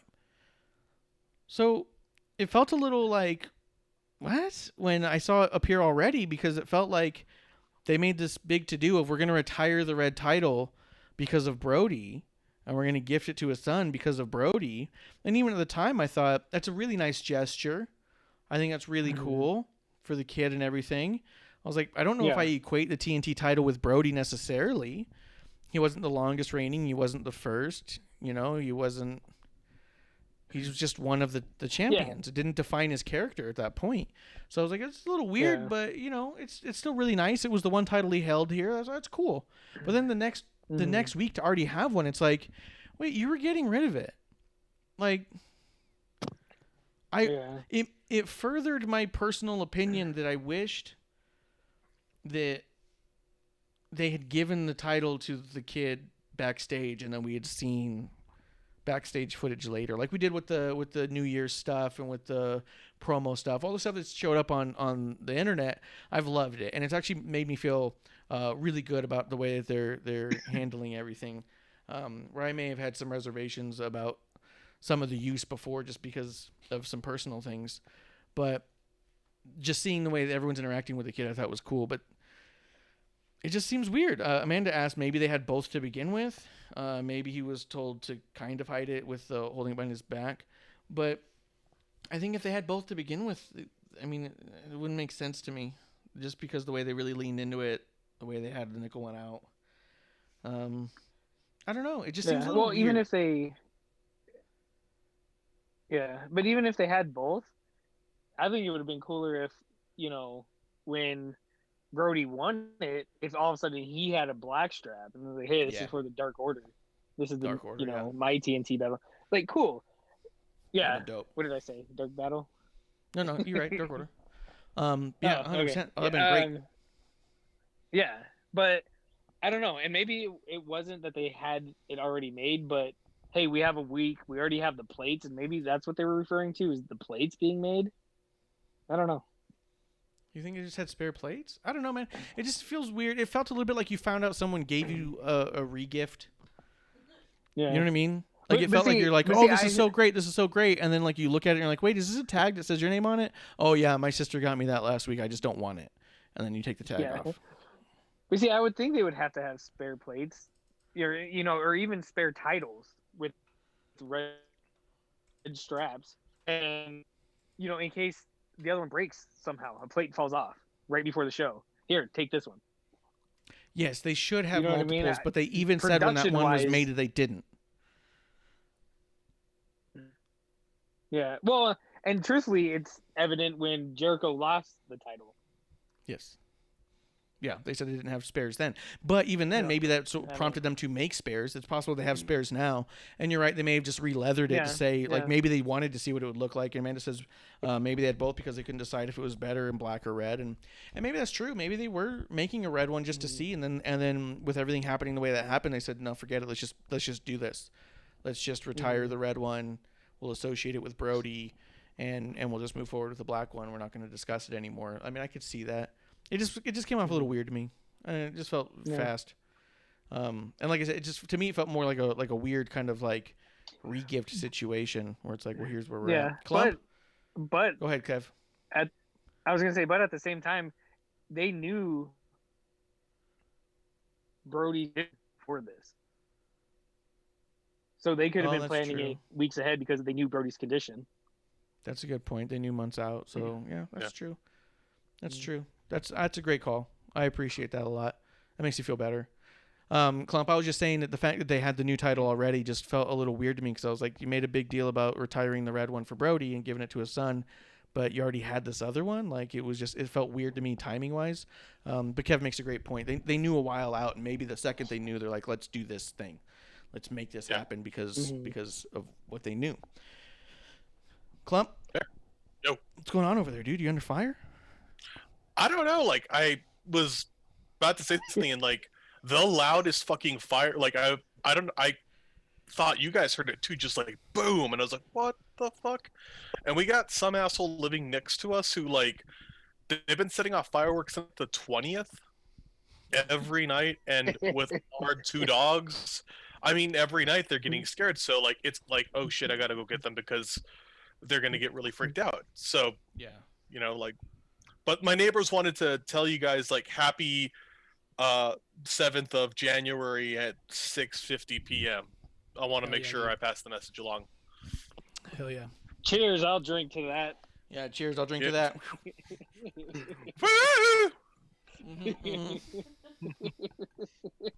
No. Cheers, Leah Moonlight in the chat. Cheers, Leah Moonlight. Thank you for coming through again. But God, dude, I'm glad. See, and that's the whole thing. I'm glad we talked that through a little bit. I feel way better about it. I do think sometimes that, our mind goes in weird places, and I wanted to talk about it because I didn't like that. It made me feel a little bit weird, but I think Kev, you brought it around and made me see a lot more positive side of that. So that's the whole point, man. We're here That's to what talk to wrestling each other. journalists do. That's what wrestling journalists do. We'll make it up till it sounds good and we feel good about it. Here are the facts. Well, what if the facts were this? Yeah. I like that. That's where you went at first. You were like, "Wait a minute, is this real? Is this not real?" When it was floating around, the title was floating around. Oh, the title picture. Yeah, the picture they first published of it was actually a fan pic that someone made of it, something like 4 months ago on Reddit, where they're like, "Look at how good it would look if it was black and not red." Well, they couldn't get a solid shot of the actual title, so these news journalist sites grabbed that old snapshot, cut out the red one from the picture, and posted up and said, "Here it is. Doesn't look great." And I was like, "Are we sure this is what it looks like? Because this is a fan pic from 4 months ago." And then someone responded with a really crisp screen grab of Darby with it and it hanging by his side, and you could see most of it, and it looked great. And I was like, "Awesome, thank you so much." Could not make heads or tails of it, and this was clearly a fan pic that they've published. So it did. And you know it did what's turn funny out to is, be. Go ahead. and you know what's funny about that is that I remember you texting me the fan pic or fan art of the black strap, and I remember I was agreeing back then. We're like, "Holy shit, the black looks better. Why did they do the red?" Yeah. But it is what it is. It is pretty good. Let's see. We'll talk about Snoop Dogg and then Bullet Club and then move on. Snoop Dogg came out and did a Snoopy splash on... Well, first off, he was like playing manager the whole time and pretending to call plays to Cody and was really cartooning it up on the platform there, and it was funny. And then they bring in Serpa... Go ahead. It's Coach Snoop. Coach A Snoop. lot because people, I don't know if a lot of people realize it or even remember it, but I think might have even been on ESPN or Fox Sports, something like that. But Snoop Dogg used to coach a Pop Warner team that his son was on, and they called him Coach Snoop and stuff like that. So when they said, "Oh, in Cody's corner, it's Coach Snoop," and I was like, "Oh, sweet, Coach Snoop returned," and I don't think a lot of people put the 2 and 2 together. Or a lot of people might not have even known that he coached a football team. Had no idea. Yeah, that one. Yeah, because I saw him like holding the play, or as Jericho said, the Waffle House menu close to his mouth. Because that's what football coaches do. They say the play so people can't read your lips. Apparently. Yeah, Marsh had to explain that I think to me. that's what he was like, doing, but it just looked weird. Yeah, I was like, I don't know what he's holding. Maybe it's like a flyer or something. Yeah. She's like, why is he covering his face now? And I was like, well, because football coaches do that. So the cameras don't pick up what they're saying. They don't read your lips. Like, so he's pretending to be a coach now, I guess. And then, you make a good point that apparently he was a coach, and they were trying to make reference to that and failed to make the reference. Some shit's too inside baseball for me, dude. Tell me what I'm looking at, God damn it. How inside baseball? We're talking football. Yes. But even that's and this is what gets me with the AEW commentators is that the commentators should have brought that up. Exactly. That's something that I think WWE hits a lot of the time with their commentators. Yes. The stuff that we're missing, they fill you in, and it's not just WWE; it's sports across the board. They would have say, "Hey, Snoop's returning to his roots as a former Pop Warner football coach, or even just a former football coach." Okay, cool. Now I know he's a coach, so now this makes sense. Yeah, that will carry me if there's a sport I don't watch, and we just happen to go to a bar where something's playing. If I can listen to the commentary and they're explaining things the right way, then I'm like, oh, okay, I can kind of follow. All right, I'm slightly interested. Yeah, if I know what's going on. Yeah. I mean, WWE did a tremendous job of explaining that Sheamus and Beaker were cousins. You know what I mean? If I can walk away thinking a Muppet is a cousin to Sheamus, then I can walk away and know that Snoop Dogg used to be a coach. It's up to you on how you tell me this. No, you're telling a story here. Tell the whole story. Yeah. So I missed that. It's like a sixth grader giving his book report. You need more details, please. More deets. Snoop Dogg does do a splash onto Serpentico, which Sasha tweeted out a video of and says, "Yo, fam, we're going to have to work on this," with laugh emojis. And then someone said, "What's this called?" And she said, "The Snoopy Splash." Yeah. It was No. bad. Yeah. That hurt me a lot. Like, Snoop. Oh, no, The man. redeeming thing of the whole segment, because the whole segment and the match was so secondary, which is a shame because Seidel is a star and was really showing up. But all that became secondary to the fact that just Snoop Dogg was just having a lot of fun. It was also the redeeming factor of the whole thing. He goes over, he's having so much fun that he just walks over the commentary table and starts hugging everybody. Thanks for having me. Happy to be here. And then turns around and realizes the red light is still on, so he starts hamming it up for the camera. It made the whole thing fun to me. I dug it. But yeah, it was not a good segment. Serpentico does not need to do a job on a splash that was like that, but he had the time of his life. Well, maybe not time of his life. That guy's life has been fucking wild. He has more wins than Jericho does. I think This that's year. because you're spoiled with the with NXT's who is it? Your guy? Pat McAfee. Yeah, you're spoiled. Pat Yeah. McAfee. I am ready now for Pat McAfee versus Snoop Dogg WrestleMania. Let's do it. But no, right? Yeah. But Imagine the difference promos. is Pat McAfee is an athlete. Yes. I mean, Snoop Snoop does Dogg. nibble on his- I mean, He's a coach. Yeah, his he's- dad. Yeah. He is a little lethargic, but that's just like a side effect of. His Yeah. state of mind. Although Amanda says it would have been more interesting if they showed Snoop Dogg smoking with different members of the roster. I could see that. I do think he's best for backstage stuff, so it's really interesting that they had him in Yeah. backstage say nothing and then in the main stage do a splash. It did seem like a complete reverse of what they ought to have been using it And- for. So Yeah.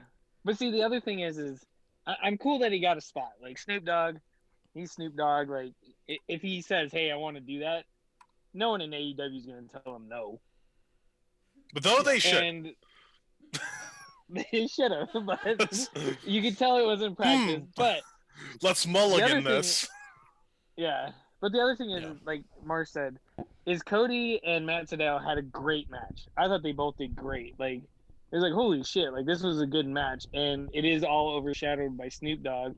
But then when the other guys come out, like Snoop Dogg looks so lost. He's like waving for people in the back to come out, and then they, Being confused You is know, another side effect of. Yeah. But then, like, when I saw him climbing to the top, I was like, oh my gosh, this is how it's done. Yeah. This can't happen. I'm about to watch Snoop Out Dogg of everything die. he's been through. Yeah. Yeah, I'm just happy he didn't hurt I was like- himself. So Yeah. Yeah, he climbed into the ring, and then as soon as he started climbing back out of the ring, I went, oh, no. This was a misjudgment. Everything from this moment forward. And as it's happening, producer goes, oh, my God, look at his foot. It's shaking like crazy. And I was like, he's got no balance. I was like, why is he not standing on the turnbuckle? Why is he standing in the least stable thing? Oh, no. Yeah. It was wild. But he had so much fun that it was okay. And then I mean, when we watch these shows, here's the thing about Dynamite. I think Dynamite can get away with stuff like that because it opened up with Young Bucks having some fuck off match. Like half their stuff is comedy anyways. So if they want to throw away a match as good as Cody and Matt Sydal is to pop a quick laugh with Snoop Dogg, that's kind of their marker right now. You know what I mean? Mm-hmm. Ouch. I'm going to laugh. I had fun. But it was very Saturday Night Live. Ouch. The musical guest came out and did a thing. It was funny. But Saturday Night Live's not funny. Yeah, it's just like Saturday Night Live. Okay. You win. Next week we got Will Ferrell coming on. Okay, what? Woo! Let's see. Sheeta and Abaddon. I don't know, man. I don't think that Abaddon's character connects with me. I always have to walk out of the room. I'm just not into it. That's just me. Yeah, I didn't feel any of it. Do you guys like the Abaddon stuff? I could I want see to like it. the appeal. Yeah. Okay. I mean, I could see the appeal that some people like. It's like too much and stuff like that, and then for the match, just in general, like it was just sloppy and like it was bad. It's bad.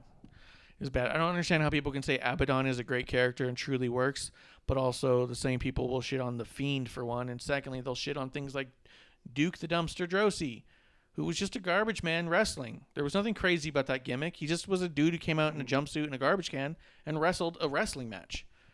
And you want to say that's goofy, stupid shit, but this entity that's a demon and bites people with blood capsules is the thing? Okay. I'm not a fan. I don't get it that way. Amanda says it was trash. I don't know, man. I wasn't feeling it. I wish something else was happening with their champion. But let's talk about their other champion, Kenny Omega. Kenny Omega. Because I'm Justin Roberts. He had a match with Ray Phoenix, and then it ended. Now, the end of the match, they count to 3, and Ray Phoenix gets his shoulder up. He doesn't kick out, but he puts his shoulder up clearly at the 2, and it is up. And then Jericho went out of his way to try to say, no, you didn't kick out. Shoulder, it's his arm. His arm went up so high his shoulder left the mat. Aubrey couldn't see it because she doesn't put herself in a very good position.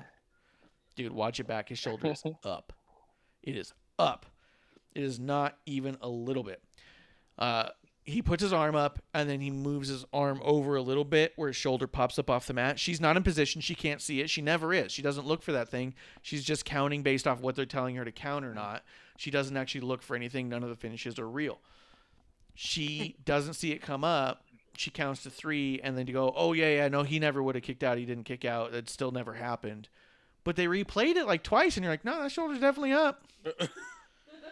Okay. Yeah. Sure. Amanda in the chat says Aubrey Edwards is the worst ref of all. She really is my Fabtina, and I also agree. People are in love with her as a character, I guess. Yeah, and she's getting more and more gimmicky with that fucking black stripe on her arm and stuff. She's awful. She's absolutely awful as a ref. Guys, what do you think? Clump, you specifically, the one-winged angle. The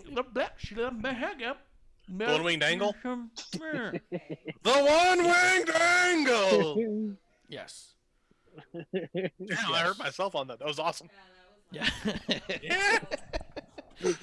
Yeah. Yeah, so the finishing maneuver by Kenny's never been kicked out of. It's been protected really, really well. And now Phoenix just did kind of like a, fuck you, dude. Like, and I also, part of me felt like, yeah, I don't think Phoenix was supposed to do that. I really feel like Phoenix was like, fuck you. He totally doing the Key and Peele, just sitting there, bitch, putting his shoulder up all slow. Yeah, I mean, Clump, what do you think? I want it to be that so bad. Fuck you, dude. I mean, I you know what's so bad is I want the one-winged angel protected because it is a move I love, but fuck, Kenny's so shitty. I'm like, can you like pick a different finisher and just say I'm done with that, so we never have had anyone kick out of it, so that in your new shitty character you can have things kick out. Yeah. That's true. Turd. Yeah. What did you think about Ray doing it? Do you think Ray did it, or did you think it looked like a finish and he was too slow? I think it was like a finish and he was too slow. I think he oopsed. But do you think he got his shoulder up in time? I think he did get it up in time. I don't think it was intended. Yeah. I think. Yeah. I think it was because, like I said, I didn't watch the replay or anything like that, but I thought it was a 1-2 and then Buckle my shoe. an attempt to the closest person to attempt to kick out of the one-winged angel. Yeah. You know, if his shoulder came up, then yeah, that's bad. But I think it was kind of just like reflexes, like bodily reflexes, is what he was kind of going for. Yeah, he remained pretty limp, which I thought was good. But there was like a fuck you, dude. Yeah. Let's see, and then Amanda's in the chat saying that Aubrey's only over because she's a novelty. She is a woman, and it's a novelty when she started. They really don't know. People really don't know. They need to look at her training, which she really didn't have almost any. She even says about it. And then Fabtina says women don't have to be a novelty, but then again, Kenny is still using the sweepers. Amanda would rather see the sweepers than Aubrey. And then Fabtina says she rolls her eyes at both. And yeah, I do think that there's a lot to that. They were really hamming it up that she's a female ref, and she's our female ref, and she just happens to be the best. And then Jericho did whatever he could to make her a star, and she's more over than the wrestlers because that's their big concern. And it's all for nothing. Yeah.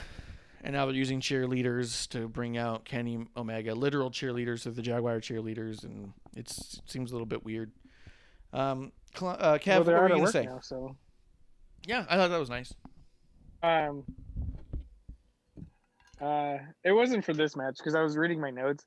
It wasn't for this match. It was for the Wardlow Hager match, and I noticed it. I think it was Sheamus did it a couple times, or not a couple times, but a couple weeks ago. But I'm hating on the finishing move that the person getting pinned has to move in order for the pin to count. I forgot what Hager did, and I remember Sheamus did it too, where his arm was on, I think it was Keith Lee's leg a couple weeks ago after he did the spirit bomb or whatever they call it. And you see Sheamus go like this and move his shoulder so his shoulder's on the ground. And it's that should be the job of the person pinning. That should have been Keith Lee. And in this thing, it should have been, I think it was Wardlow. I think Hager moved in order so his shoulder could be down or something. Or I think it was so his shoulder wouldn't be underneath the rope, or his arm wouldn't be up under the rope. Yeah. And it's that should be the job of the guy pinning. And that's just been getting on my nerves. I've seen it in both WWE and AEW, and somebody needs to work with these guys and say, hey, you're pinning them. You need to make sure you're following the rules. Yeah, you got to get. I thought it was on this match when I was looking at my notes. That's why I just brought it up now. But yeah. Well, and then in NXT there was a good spot with I don't think it was the main event, but there was a pin attempt earlier on in one of the matches, and the ref just slides his hand under their shoulder and says shoulders aren't down. And then they're like, fuck, and they try to move around. And then I think it was Damian Priest actually, and then Priest just ends up getting up and out of it because it's all all right, it's not counting. But that stuff needs to happen more and more. Refs need to stop trying to protect the pin and start just calling the right pins and do that because, like you said, it's up to the talent to get those shoulders down. Yeah, and in the Matt Sydal Cody match, he did the crossroads and then he picked it up and did them again. And Jericho said it was because Sydal was underneath the ropes, so he did it again to get him in the center of the ring. And I didn't rewatch it, but I was like, okay, that makes sense. Yeah, that makes sense. That's good. Let's see. Then the thing happened. The thing we've been saying since Don Callis first did commentary on that one pay-per-view, I think it was Full Gear, where he said, "Oh, is this where they do their partnership with Impact, and then we get the Good Brothers in AEW with the Elite?" And everyone's all like, "No, nothing happened." Yeah. So now we got the Good Brothers. They showed up. It was a total surprise. No one could have ever known. We haven't been saying it for weeks. How could it happen? But I'm really excited for it, and I'm happy we're moving forward with that story, and I want to see it play out. But yeah, I do think it's funny that people online are trying to pretend it was a big shock. Like that was the thing. They're already booked for a match together. Took y'all this long to do this? See, the only thing I didn't like from it, because I'm interested in it, let's do it. I just hated how reluctant the Young Bucks were to do it. Yeah. And then I saw people go, think "Oh my God, did the Young more Bucks just turn heel?" And I was like, "Fucking stupid."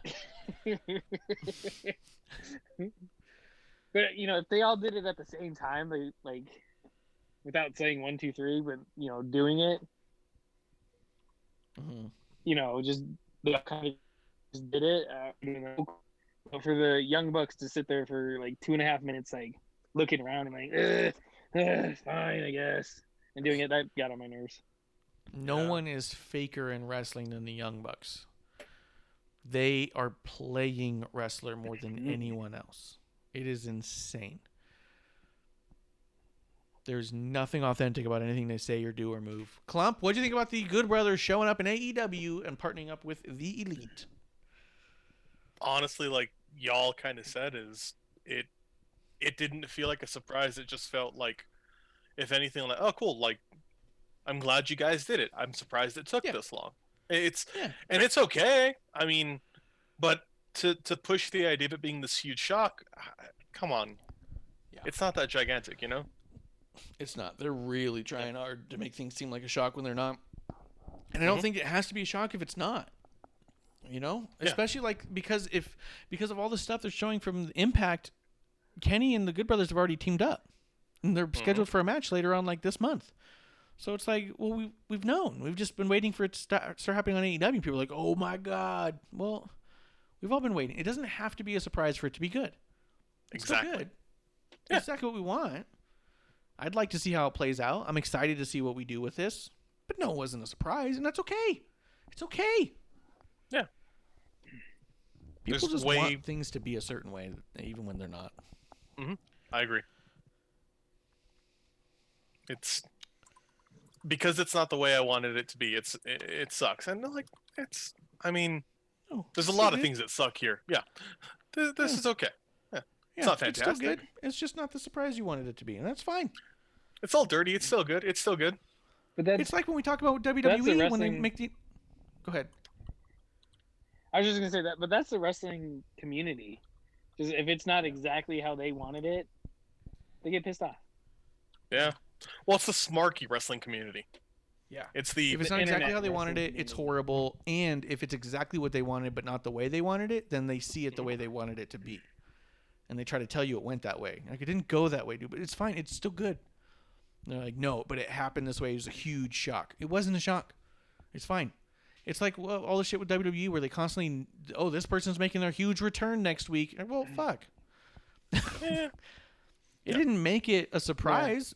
It doesn't mean it was a bad return. It just means it wasn't a surprise. That's fine. Yeah, I like the surprise returns though. With that, I hate they're going to be here next week. Why just have them show up and do something. Unlike Sonya Deville that just walked in the back and said hi to people. Yeah. It's fine. It's fine. But the next time we see Sonya, we're not going to be like, oh my God. No, we know. It's fine. Yeah. It's still good. So, I don't know. Let's talk about NXT, guys. Unless there's something else you want to say, Kev. No, that's it. Yeah. I'm excited for it, though. I am happy to see them all together. I think it's really cool. Amanda has a theory in the chat there. She thinks next week we're going to get the Elite reunion with maybe more people. So, keep watching. Let's see.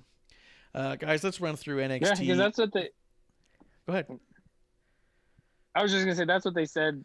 The preview for next week, they just Yeah. said all elites in action. So That's a good point. Yeah. That's a good point. They did say that.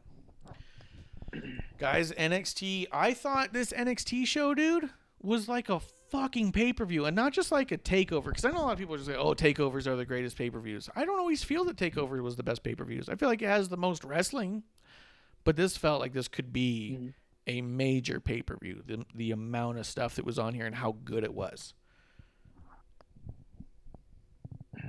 Yeah. Just me on that. Okay. no, I thought it was great. I thought it was weird that it was hosted by Dexter Lumis. Yeah, they did a really weird thing with that. And then putting him on commentary was funny because the way that Vic was trying to pit Dexter against Wade Barrett. So, like, Yeah, no, so that was funny. that was good. That was good. But Yeah. you know, he showed up once at the beginning, and then once to draw a picture, and once on commentary. He didn't like host anything. Like if you just showed up drawings of him, like, hey, this is the next match. Okay, cool. Well, he also turned on the switch to get the show going because there's an on-off switch for that. And he also had a drawing ready to go for a match that was made right then there on the spot. For the mixed tag match, he had the drawing already ready to go. He made that happen right away. So it was good. It was important. I think Barrett said that. How quick did he draw that? Yeah. So funny. Let's see. Damian Priest and Karrion Kross. That was awesome. What a great showing of Karrion Kross coming back. People are talking about it, and I was thinking to myself, do you guys think that Damian Priest going to the main roster soon? Yeah. Yeah. And that's fine. He's fucking good. Like he's a damn good worker. I don't know how long he's gonna be here because he's a little bit older, but he's a damn good worker. Yeah, I have no problems with him going to the main roster. Yeah, I have no problems with it. I think it'll take away from NXT, but that's kind of what NXT is there for, even though they say it's not anymore. But yeah, I mean, I don't know where he'd go. I think Who the he'd be involved rumors, with they're right saying away. SmackDown. I don't know. I could see him going to either side, though, to be honest. I think that if he comes over and he's a mean-ass villain and he's not a good guy, he could be a really cool team up with Drew. You know? No, it's Drew and Sheamus. McInfart and Ice Shamey. Yeah. Burp, burp, burp. Do, do, do, do, do. Well, anyways, this match I thought was awesome. Go ahead, Kev. Yes. I was just gonna say, but this holy match was amazing, and yeah, I thought it was great. Like, great way to kick off the show. Yeah, I couldn't believe they were kicking off the show with it. I was like, holy shit. And I was really excited. Really, really awesome. Let's see. Cruiserweight champion Santos Escobar versus Grand Metalik. Exactly what you think it would be. No surprises here, and it was tremendous. Both guys always show up. You know, I don't mean to be a dick and run through that, but like, what are you gonna say about it? Like, you tell me Escobar and Grand Metalik, and I'm like, oh, you're gonna get like an amazing luchador match, and that's what we got. Yeah, and Escobar's gonna win. Yeah, and Escobar's gonna win. End of story. Yeah. What do you guys think of the new package for Xia Li? Coming out with Boa, beating the shit out of Katrina Cortez. Looking badass. Looking like a I mean like. badass. Yeah, I like Xia Li in this role. Like, okay, you badass, you scary. I like it. Yeah. Oh yeah. I thought it was great. She looked great, looked pretty good, and I just didn't understand why she was with the evil thing from The Grudge. Yeah, I think that there's not enough evil entity there for us to say that it's a paranormal entity yet, but it's creepy enough to where it's not a big stretch. I really like the way they did the entrance, zooming in on her mask and shit, and then they kind of zoom out, and there's Xia and Boa standing right there. I was like, ooh, spooked me. Yeah. What was the name of the Grudge, the original Grudge from Japan? The Ring? No, it wasn't The Ring. Oh. It was called something else in Japan. But that's what it reminds me of. The original one? Not Sarah Michelle Gellar one? Yeah. I only watched Sarah Michelle Gellar But movies. I anyways. couldn't tell you the other one. Only her movies and that's it. Yeah, that's pretty much it. If it's not wrestling, it's a Sarah Michelle Gellar movie. End of story. Yeah. Wheelhouse. Buffy. Loved it. It was funny for New Year's. We were watching like New Year's Eve shows and the ball dropping and stuff. And I just keep sitting there, like, did all these weird little segments with stuff. And I was like, what the hell is this? I was like, this is what people watch on TV? It's like, why would I watch this and not wrestling? This is awful. Yeah. Personalities were terrible. This is why America hates each other right now. This fucking TV programming. This is your fault. That's because we watched the one where they were like just doing shots of tequila. So like halfway in when we started watching, one of the hosts was just saying anything that came to his mind, and it was terrible. It was awful, dude. He started bothering Cameron Diaz so much, she was all like, oh, bad connection, and hung up. Like, what? Really? Yeah. Yeah. Oh, they were playing Never That's Have amazing. I Ever, and she's just like, it was just like the weirdest ones that you could think of, and she just wasn't really responding. She's like, what? Yeah, it was weird shit. And the guy's like, never have I ever seen a ghost in quarantine. And she's all like, boop, click. I know my career isn't what it used to be, but I can do better. And I kept saying these people were phonier than wrestlers, and I wasn't into it. I don't understand how people watch shows like that and say this is entertainment and then give me shit for watching wrestling. You're watching the wrong shit. Motherfuckers get set on fire on my shows. You guys are doing tequila shots, peeing on yourselves in Times Square. Hey, Idiots. nothing wrong with being on yourself in Times Square. We all have. I'm just curious to. I'm not curious to surprised. see what show you guys watched.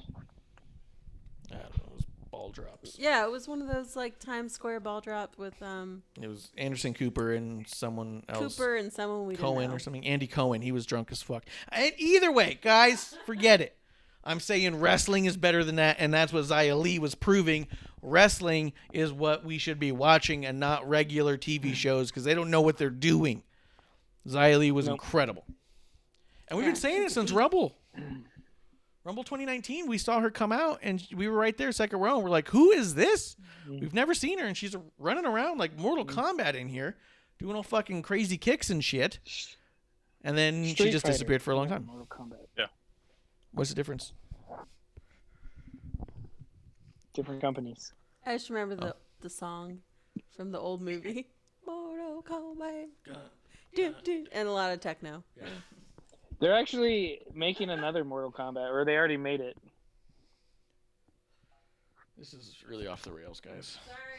Sorry. A little bit. Clump's like looking around like, you idiots. Oh my Clump is god! just sitting. There's another exposure right now. I need to go check on it. Yeah. I was considering that. Clump's all sitting there looking at his calendar, his like sobriety calendar, just being like, I've made the right choice. Clearly made the right choice. These idiots. He's like, I know what I'm getting them all for their birthdays this year. Getting these idiots into AA. I've already It's an signed event. up. It's gonna be one of those cool like event gifts, you know?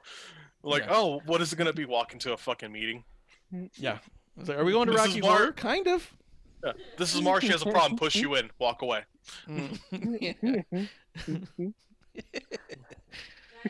Xia Li is awesome. Guys, last woman standing. Was there anything about Xia Li you wanted to say, Clump? I mean, I like this iteration of her. It's scary as fuck. Yeah. I've So not watched excited. a lot of NXT, so I'm kind of like, this is cool. But yeah, it's scary as fuck.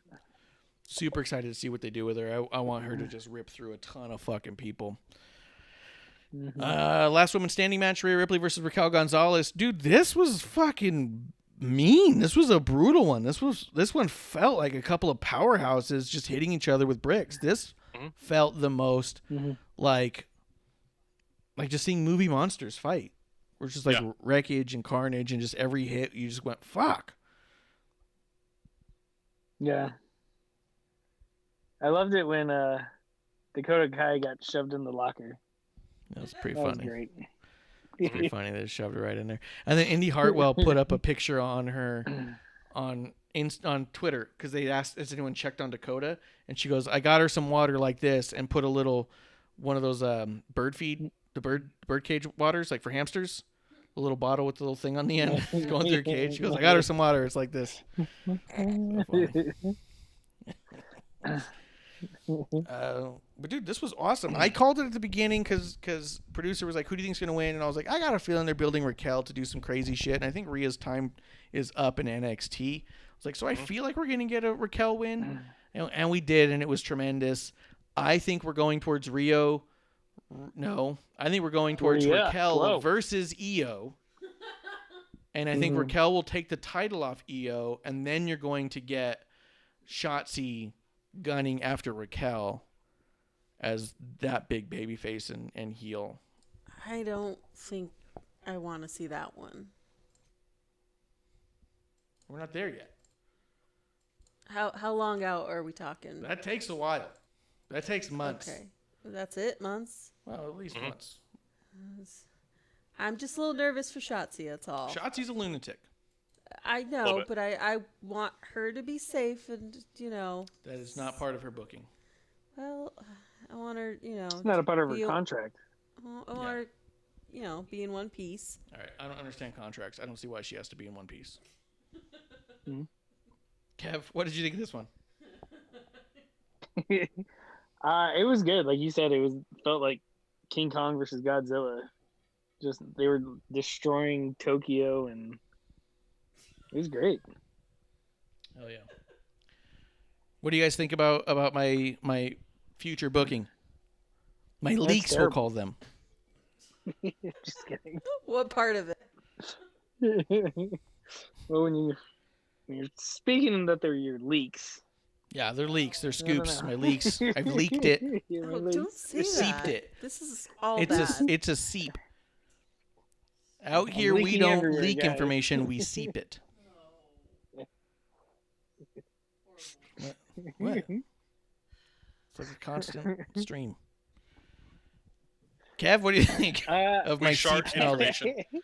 We shard information. We speak from the chart and we seep out all of the important futuristic. Yeah. I'd be okay. I want Shotzi in the title picture, and if it's Raquel, good. I think that's the monster to beat. Clump, what do you think? I agree. I think, I think Shotzi's cool, but yeah, Raquel's fucking Raquel.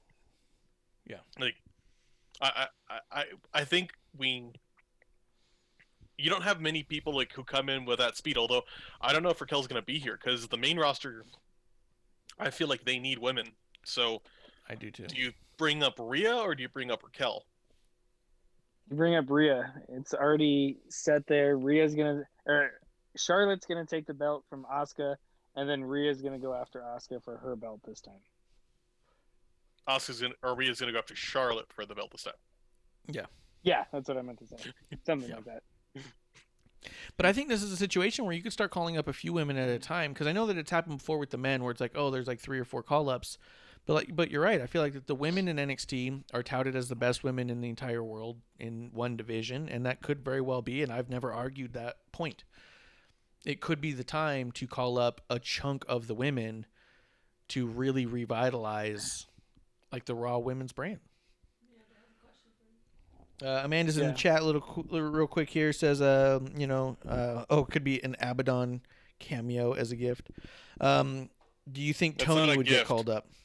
Yeah, it's not a gift. It's the same kind. That's a gift like Clump when he lets my turds on fire in the front yard. It's that kind of gift. Tony, I think could definitely get called up. Wait, he's lighting your turds? That's where I leave them.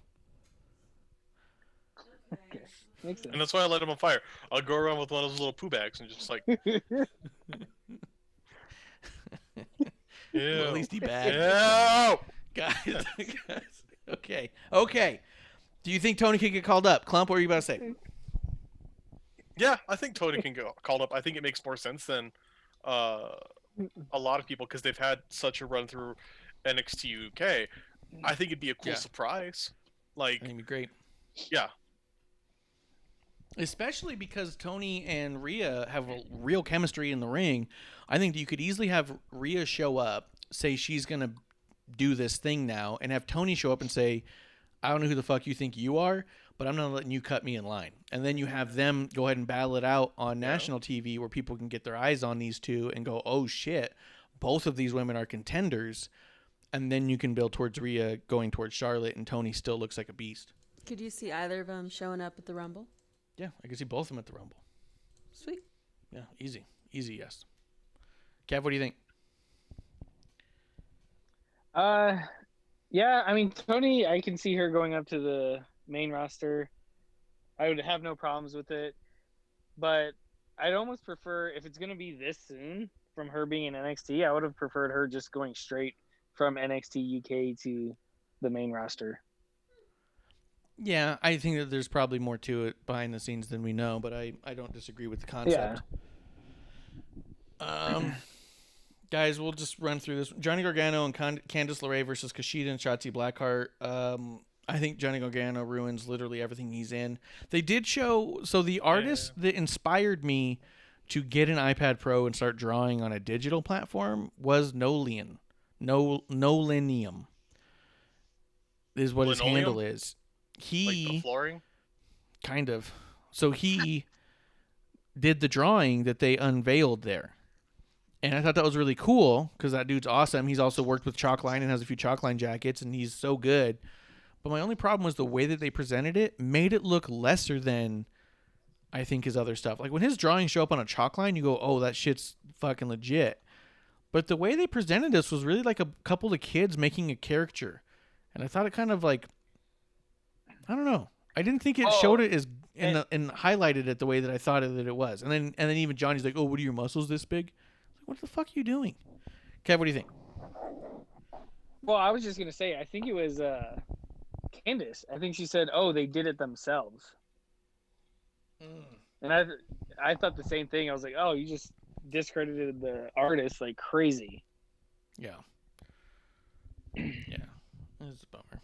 It was a bummer because that was my favorite part was the drawing. I was just bummed because I really was interested in Candice and Indy, and I feel like the guys are really detracting from it, mainly Johnny.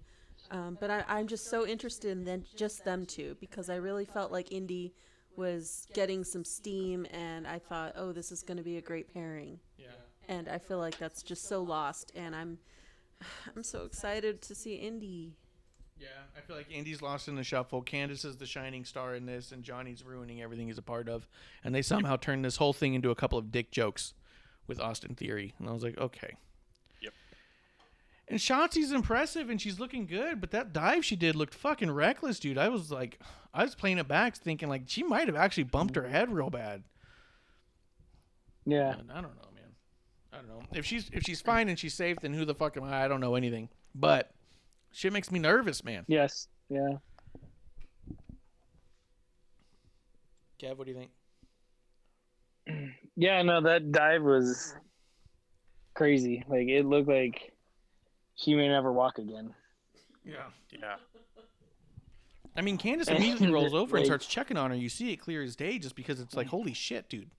Yeah, I mean, I'm also just curious if these crazy bumps, are they really worth it? Like, is it worth the risk every time she does one of these? I mean, it hasn't been so far. None of them have anybody replayed and said, like, oh, this is the one. Oh, look at this. Yeah. And none of them have been in, like, a huge moment-making or story-making moment. Like, it's just been during regular fucking matches. Clump, what do you think? It doesn't serve a benefit to me. I mean, and bumps that crazy, like, I can think of a handful of bumps where I'm like, that was awesome. You know, that was crazy awesome. But usually the reason I'm like, oh yeah, like, wow, it's not like you need to do that again. Like Mick Foley bumping through or bumping off the top of the cell. That's a bump, but I don't think I ever need somebody to do that again, you know? But that also was like story making. Yeah, but I don't know if I need anyone and you are right. It is story making, but even to that, like, this isn't story making, so even more so, I don't need this to happen. Yeah. Amanda says that she's seen her do really crazy things at Hood Slam, and some of these are tame. That's probably true. So, I mean, like I said, if she's doing them fine and she's walking away fine and she's not actually knocking her head on shit, then fucking cool, go for it. But I do feel like that when you watch Ricochet do a fuck ton of crazy dives and jumps and stuff, you also know the dude practices flipping as part of his workout. You know what I mean? Like, he has a way of knowing exactly where the ground is and how his body's moving relative to the ground at all times. Mm-hmm. So you just feel like that he's got it under control. I don't feel like she's ever got it under control. I feel like that she just is reckless enough to not care if she gets hurt and is going to do her best to not. Is what it feels like. And maybe that's just the style. Maybe she's absolutely the opposite of that, but that's what it comes off as, and that could be cool. I just get nervous, man. I get nervous because we don't know. Go ahead. Yeah, that's exactly what I was going to say. Is maybe that's the art of it, is making it look like it's reckless and crazy, and she's, you know, unhinged, and she's like, no, I'm good, I'm safe. You know, because like even, you know, just for example, like Big E, there's a couple dives he's taken off on the edge, and you know, he like bounces because he's just all muscle, and you know, to me, I kind of laugh. I'm like, yeah, it's funny because he just takes it, but then you're like, shit, he could hurt himself, like, you know, actually watching it, and then it's like, well, he's also, you know, like I said, the art of it, and that's his art. 100%. I've said it 100 times. I love eating crow. I love getting worked. There's every possibility I'm being worked by Shotzi, and her style is to look reckless because her character is crazy, but she could absolutely be being 100% safer than most other dives we see. That could absolutely be the case, and it's really what I'm hoping for. It's what I'm gunning for. I got my money on it that she's actually just that good.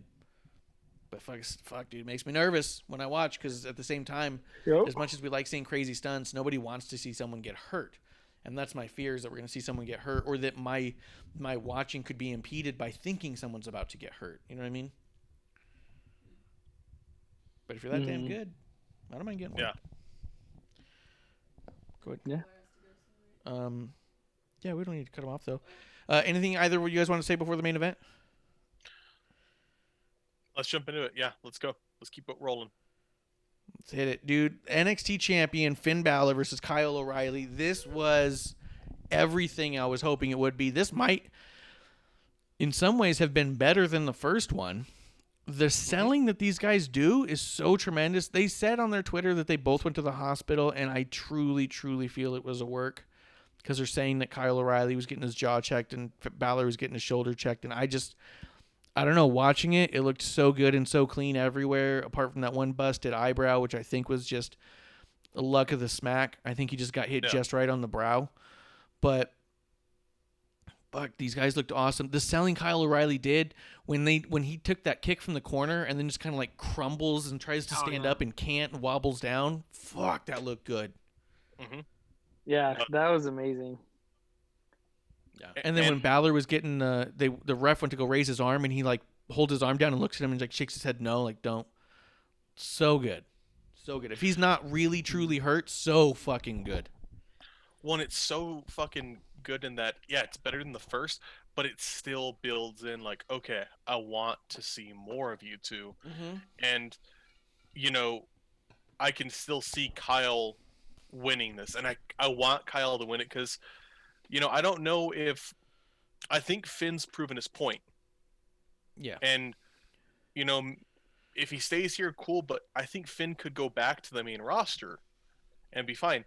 But I think this would be an amazing story, the best probably NXT's told, if Kyle won it, because it would have the right continuation for it. It wouldn't be like Ciampa Gargano, where we were excited for, and then it got cut off, and then they restarted it and it got cut off, and you're like, okay, like, I need a resolution here that works. Yeah, this did not feel like the end. It did not. I don't want it to be the end. And we say it all the time, how we always, you know, oh, we've seen this match 100 times. Certain matches, I don't care. I want to see it again. Fabtina says they work so well together, and Amanda Jane says they are just so amazing together. And 100%, the way that their promos are together, the way they talk to each other, the way they look at each other, the way they're communicating in the ring, so fucking good, man. This is like this. People should be studying their matches. Indie people, you know what I mean? Like, not physicists. And some main roster people. There's a few main rosters who could stand to watch this match a couple of times. That's true. I don't know what all to say other than they worked the injuries. They worked so many of the hits, the way that they were crumbling on stuff, screaming about things. Like, this looked like a fucking fight. Yes. And it was so good. It's just so good. I don't know what you Yeah. could say like bad about it. Like, I'm trying to think of like, oh, there's that one spot where Kyle O'Reilly kicks Finn and then sort of dives out of the ring in a weird way. Yeah, but He even tweeted that, it it's out. not like, yeah. He tweeted out and said that he's like, anybody ever kick someone Yeah. so hard that you lose balance and find yourself falling outside of the ring? He goes, no, just me. All right. I could see that too when you watch it. He looks like he could have lost his balance for sure. It was a bit of a weird thing, and especially when you're trained to fall, there's absolutely every reason why you might lean into the fall because you can fall safer that way. Does that make sense? Yeah. If Oh, you yeah, fight they the fall, teach you could that break in- something. Go ahead. Yeah. Well, they just teach you that in a lot of different sports and everything that, like skateboarding. Hey, if you put your arms down, you might bust your wrist. Or if you, tuck and roll type of thing, Mhm. And Yeah. I mean, I thought that part was the only little awkward, like where he tucks and rolls, goes out the ring and stuff like that. But if that's our biggest critique of this match, I mean, it's a damn good match. Yeah, and it also looked dope when it happened. Like, I was like, that was fucking cool. Yeah. I don't know why it happened, but it was cool. Yeah. Yeah. Go ahead, Clump. No, I agree with you. I think this is like the best way to do this, and I'm excited. It made me want more. I'm craving more, so let's keep going. Yeah. This is the kind of thing that makes me think, like, when people talk about how NXT is their favorite wrestling show on TV, these are those matches and stories that make me go, oh, I could see that. There's a lot of other stuff where I go, what are you talking about? SmackDown's the most fun show I watch. You know what I mean? And we're all going to have our favorites. You know what I mean? I know people who fucking love Drew McIntyre and they think Raw's fucking great. Okay. I'll watch SmackDown before Raw every week if I could. People who say that the NXT they think is the best show that they ever watch every week. And I think, sometimes to me it's just too much wrestling and not enough story. Some people say AEW. But it's and okay they're to have probably high. Yeah, it's okay to have different opinions. Like that's it's okay. Like, for people to get upset, how can you like this? This one's better. It's hey, this is what I prefer. If you can prefer that, cool. We both agree 100%. that we like wrestling. 100%. Every time we disagree about stuff, I say your head is up your ass. Let's have another drink. Yeah, you're stupid. You're stupid, but it's all kids. Yeah. You're dumb. I'm texting Clump how stupid you are right now. Clump, guess And what then you this idiot said? message back 30 minutes later. Clump is really stupid. You're okay. Yeah. Turns out Clump's way worse. You're fine Yeah. now. And you're back. Thanks. Yeah. Yeah. It's a good thing you. Yeah. Kev's like, you should text Clump now I think about it. I want to tell you to go fuck yourself, but then I messaged her. I was like, oh, well, Yeah, but then I was like, not so bad. I appreciate our friendship. That's what I mean. Yeah. Usefulness. Yeah. Huh. Yeah. Another- so Clump's another card appreciated check? for Cool. sure. Yeah. Yeah, I mean, I don't know what to say other than this kind of thing, these stories, these rivalries, Xia Li, Prince and O'Reilly. These are the things that when people say that, I don't have an argument for them. Like if someone were to tell me, oh, this was the best show of the week, I wouldn't be able to say like, what are you talking about? What about this other thing? I'd be like, yeah, there's no way you're not going to think that. There's no way I'm going to talk you out of that. You know what I mean? You're wrong, So but good. okay. Yeah. Even if I disagree, right? Like if I had more fun watching SmackDown, but I watched this and someone's like, this was better, I'd be like, yeah, I'm not going to argue with you. There's no point. Like what am I going to say? Yeah. You know? But I don't know. I think this week probably this show was the best show of the week for me personally.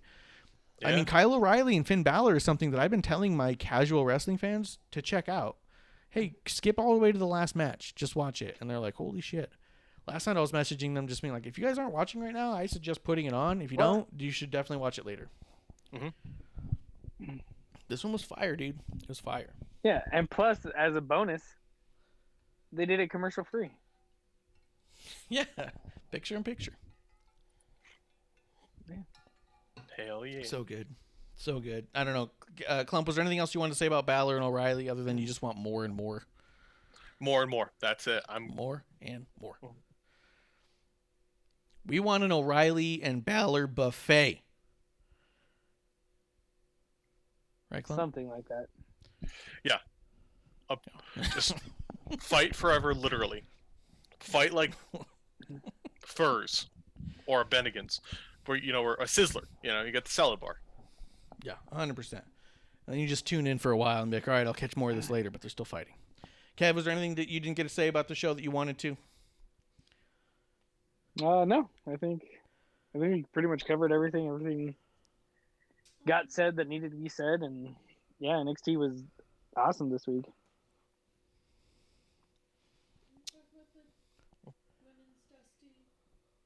Oh, we didn't. There was an announcement for the Women's Dusty Cup. For the first time ever, they're going to do the Tag Team Dusty Cup, where Adam Cole and Roderick Strong are teaming up. They also announced there's going to be a women's version now, too. So they're going to have a tournament of women's tag teams, which I think is awesome and should culminate in a tag team title shot. Yes, I think they need that because they need to build up more women's tag teams. So, yeah. And Kev's been saying it for a while. He wants the women tag teams just on NXT for a bit. And I'll tell you, if they also push a few women to the main roster and thin out the NXT women a little bit, it might make it a little easier and more palatable if they had the women's tag titles in NXT, because then you could make it a little more interesting without noticing, Well, and going back to my thing with Charlotte and Rhea, how big would it be if Rhea takes the belt off of Charlotte and Asuka, whoever her partner will be? That could be good. Or if they do the And Dusty then there's Cup the introduction. yeah, but they could even do the Dusty Cup where the women get a title shot from NXT against Asuka and Charlotte, and Rhea costs Asuka and Charlotte the match. So now you get the titles in NXT, plus you just get the one-on-one with Charlotte moving forward. Yeah. That could be dope. Clump, what do you think? Hell yeah. I think that could go well. I'm excited to see where this goes. Yeah, I agree completely. Amanda in the chat real quick says, I can't think of any Kyle matches singles that stand out other than these ones. Most of his best work is tagging with Bobby Fish. And up until now, I'd say that's true, but these matches with Finn Balor are... he's had, this is his second match with Finn Balor. We saw him against Pete Dunne once, and the three of us all said, if we're starting a new promotion, Kyle O'Reilly's their first pick. He might not have a ton under his belt as far as classic matches you can watch, but they're so fucking good. They've changed the idea of how we view booking moving forward. You know what I mean? That's impactful. It's good. I mean, what more do you need to know? We started the show saying, well, we definitely need Kyle O'Reilly. We didn't even pick the guy who beat him twice. You know what I mean? I almost He's old. picked both of He'll them. come. Yeah. He's got to retire sometime. Yeah. We'll get him cheap. Yeah, we'll Be get him when he's begging to got that come in. Jericho belly. Oh, fuck that. Don't make me sad. But I think he's that good. They're both that good. Hey, I mean, Balor. there's no reason why we would all take a Balor in a second, but we all three picked O'Reilly because of how good this whole thing has been, and I think that it's been a lot of fun watching, and I want to see where it goes from here.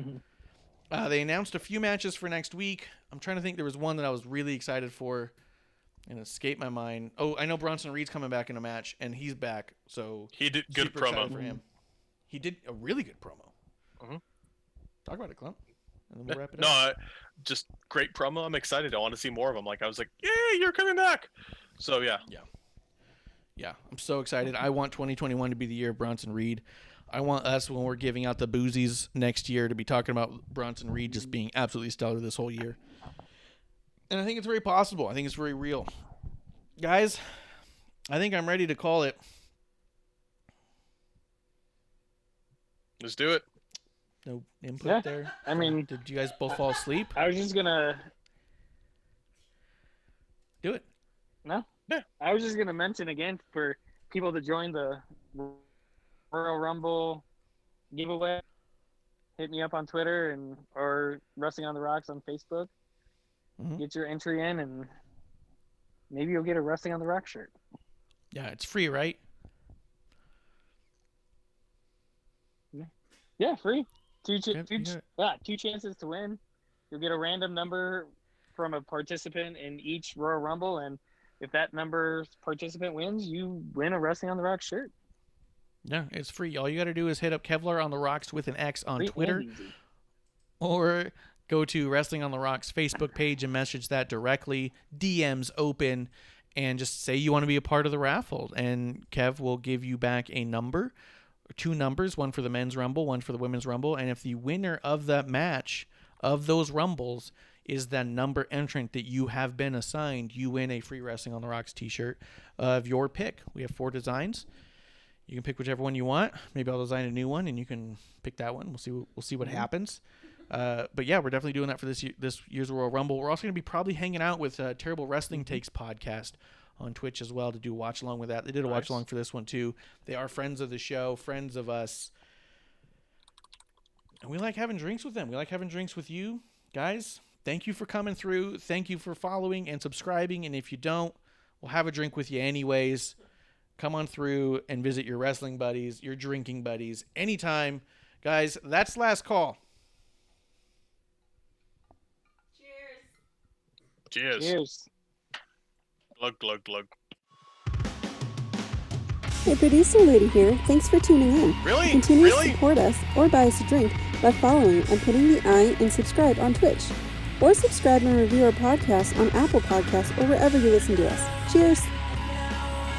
I would never have a drink with Wrestling on the Rocks.